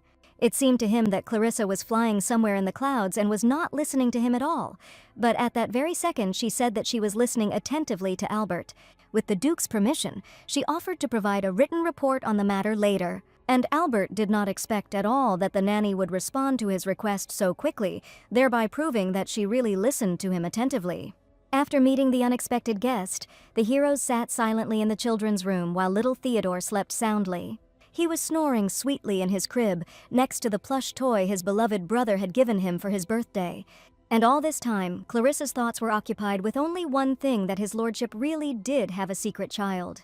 She couldn't believe that this was really true, and tried her best to prepare a report for him. Among the respectable nobility, illegitimate children were not so rare, but Clarissa was still very surprised. She looked at Eric, who was also sitting silently, perplexed, and probably thinking about something. The boy looked incredibly thoughtful, and all this time after meeting William, he did not say a word.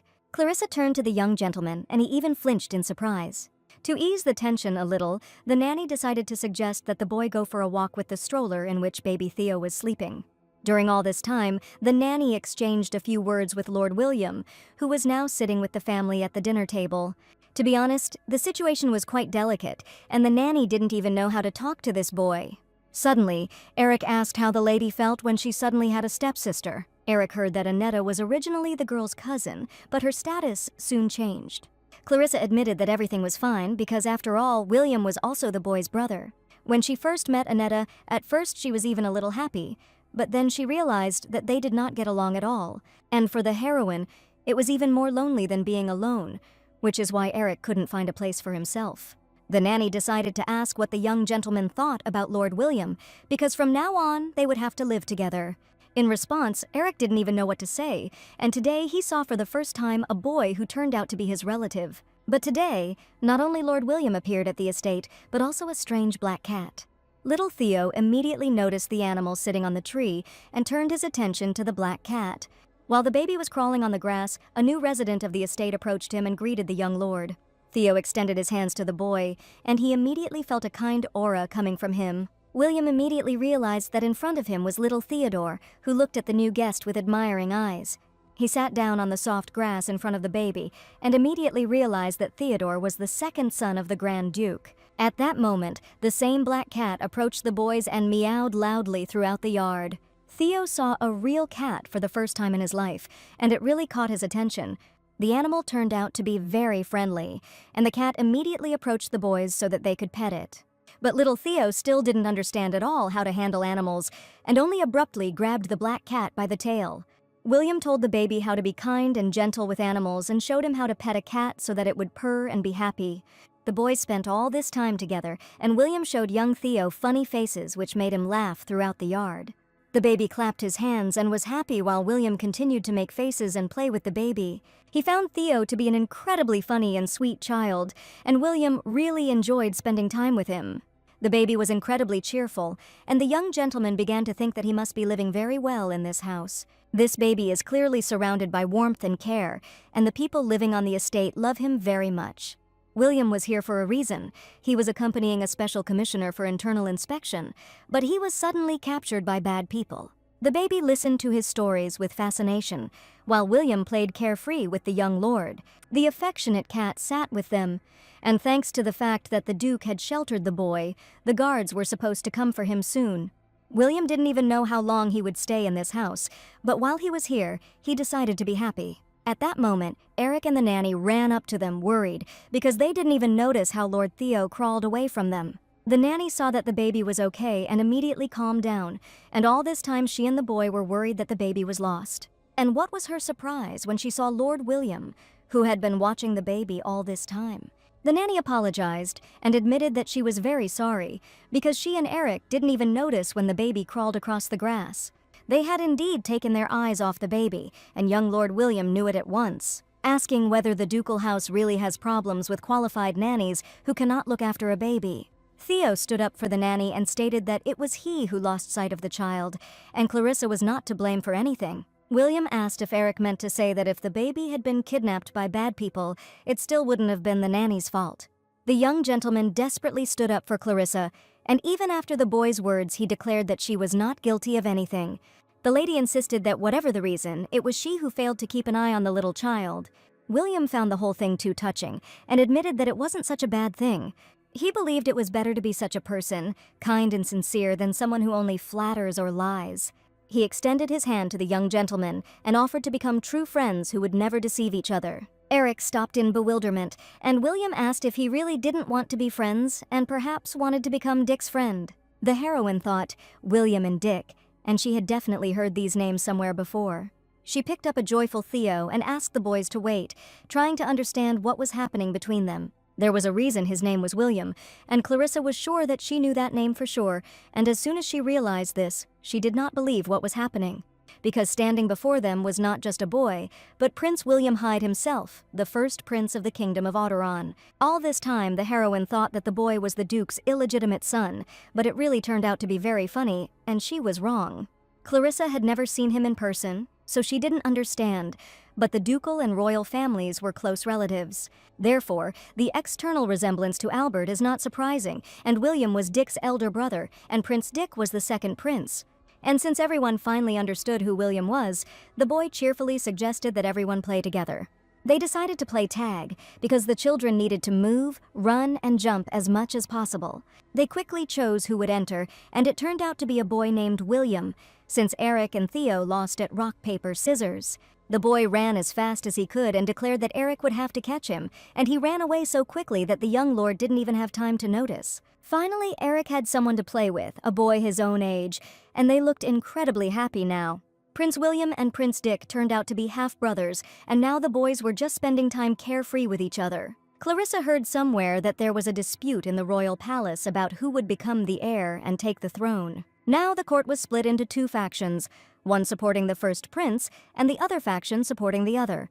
There had been a fierce struggle for the throne between the young boys since childhood, and that was why Albert warned Eric in advance. It was not for nothing that he told Eric not to get too close to the young master, who could certainly become the heir to the throne. Now Clarissa understood why the Duke was so worried, because William was not an ordinary child at all. But Eric didn't need any problems at all. He didn't have a high title and was just the adopted child of a duke. While the boys were running, Eric was unable to catch up with the agile prince, who was constantly evading him.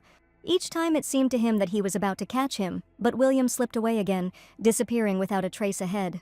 Eric was trying so hard to catch the prince that he didn't even notice how he tripped over a stone and fell straight to the ground. William stopped beside him and declared that he was sure that an alliance with the Duke's house would be a great advantage. He laughed at Eric, who had just fallen, calling him too weak a duke, which he was probably wrong about. Eric was hurt by these words because he had long felt that he was not worthy of the ducal title. The boy sadly stated that perhaps he really was not fit to be the heir and would never take it. William noticed that Eric's mood changed dramatically as soon as he mentioned the ducal title. Suddenly, the boy became furious and declared that he did not want the entire family of the Grand Duke to be judged only by his behavior and skills. All this time, William had been running from Eric and knew that it was very easy to dodge him, but now the boy had come too close to him. And the little prince did not even notice how the young gentleman touched him with his hand, which meant that the game was over. Eric managed to outwit William, who even forgot that the game was still going on. Little Theo clapped his hands happily, because all this time he had been watching attentively as Eric tried to catch up with the young prince. It seems that young Master Eric has won today, and even if he was not clever, he was much more cunning. William sat on the grass and laughed joyfully, realizing that he himself had no idea how Eric would fool him. Eric carefully gave the boy his hand and said important words. What one brother lacks, the other always makes up for. This is what his adoptive father taught him, and the boy was ready to lend a helping hand to his friend. Now William realized what the Duke really was, a wonderful man with a big soul. William grabbed his hand and Eric helped him to his feet, brushing the grass off his clothes. Eric felt a special connection forming between them. At that moment, Eric realized that there was something more between them than just a passing help.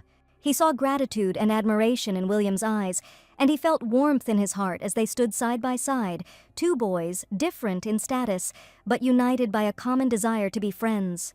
The Duke watched all this closely, and he was incredibly worried that Eric would become friends with William and would miss him. Albert looked quite serious and realized that now was the time to do something. The commander of the Knights stood next to him in the office, and Albert confidently declared that it seemed time to act.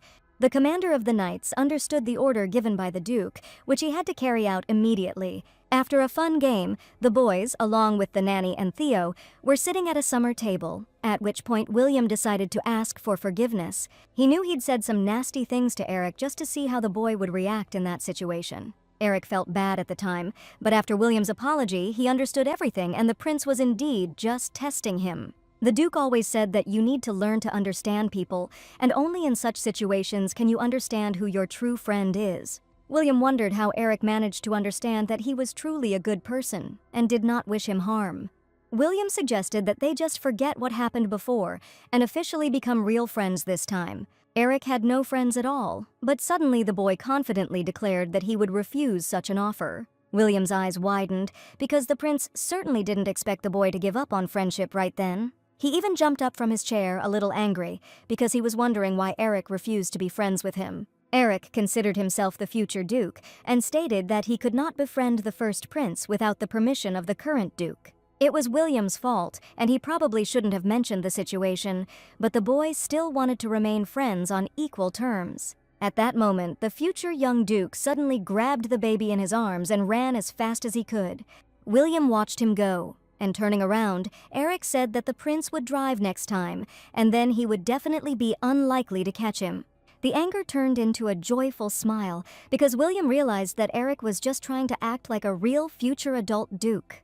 Eric was happily offended and with little Theo in his arms, and the prince laughed and tried to catch up with him, and the happiest of all was Clarissa, who for the first time saw the young gentleman so happy. While she was watching the boys, she didn't even notice how the Duke came up and asked what was going on here. Albert clearly made it clear to Eric and told the boy not to get close to William under any circumstances.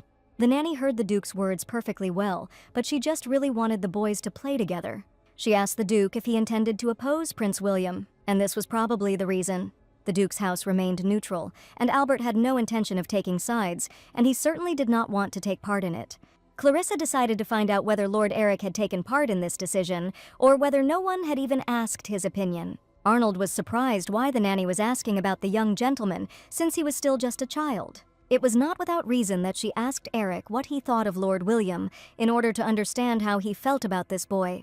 Then Eric didn't know what to answer, but he understood perfectly well how he would act next. He confidently stated that he would like to get to know William better, because you can't say that you like or dislike someone until you really know the person.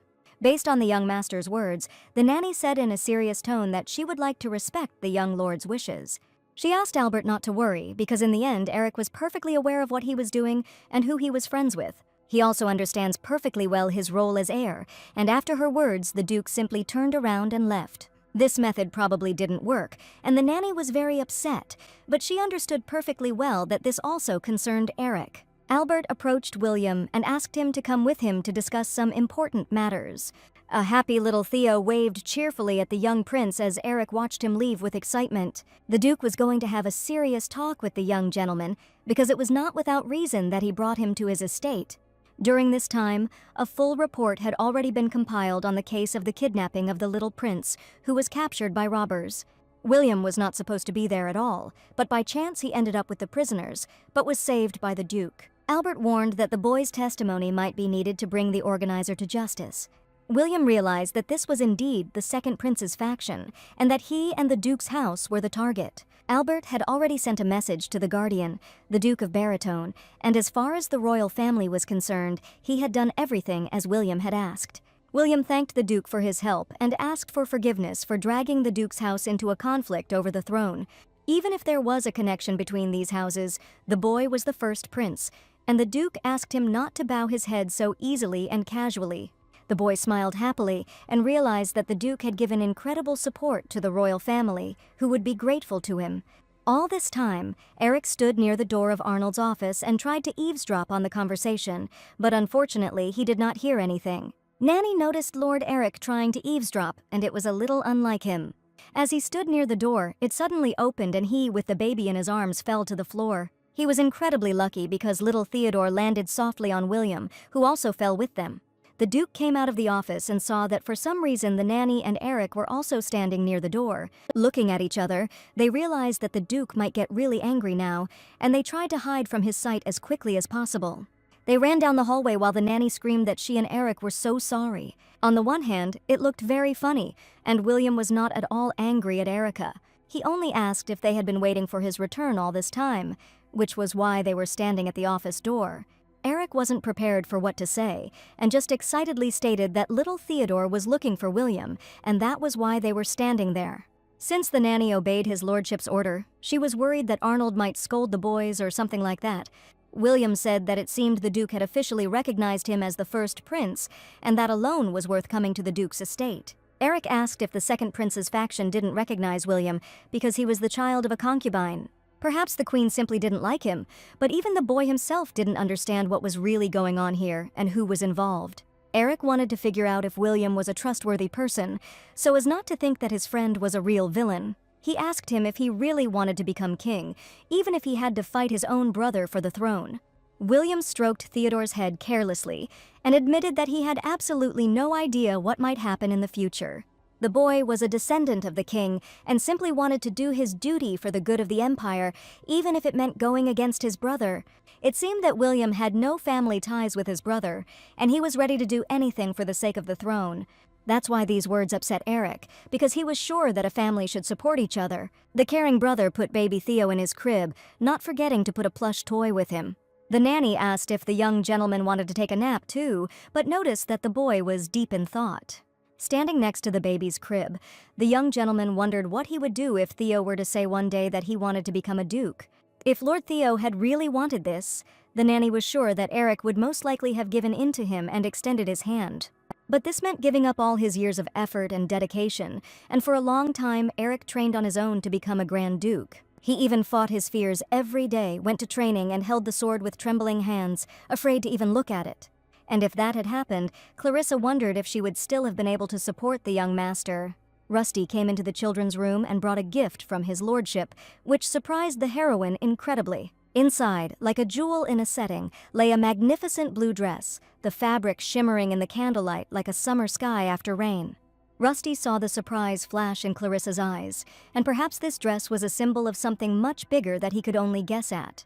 Clarissa didn't understand why the Duke had given her the dress so suddenly, and Rusty told her that Arnold wanted Nanny to accompany him to a party as his date.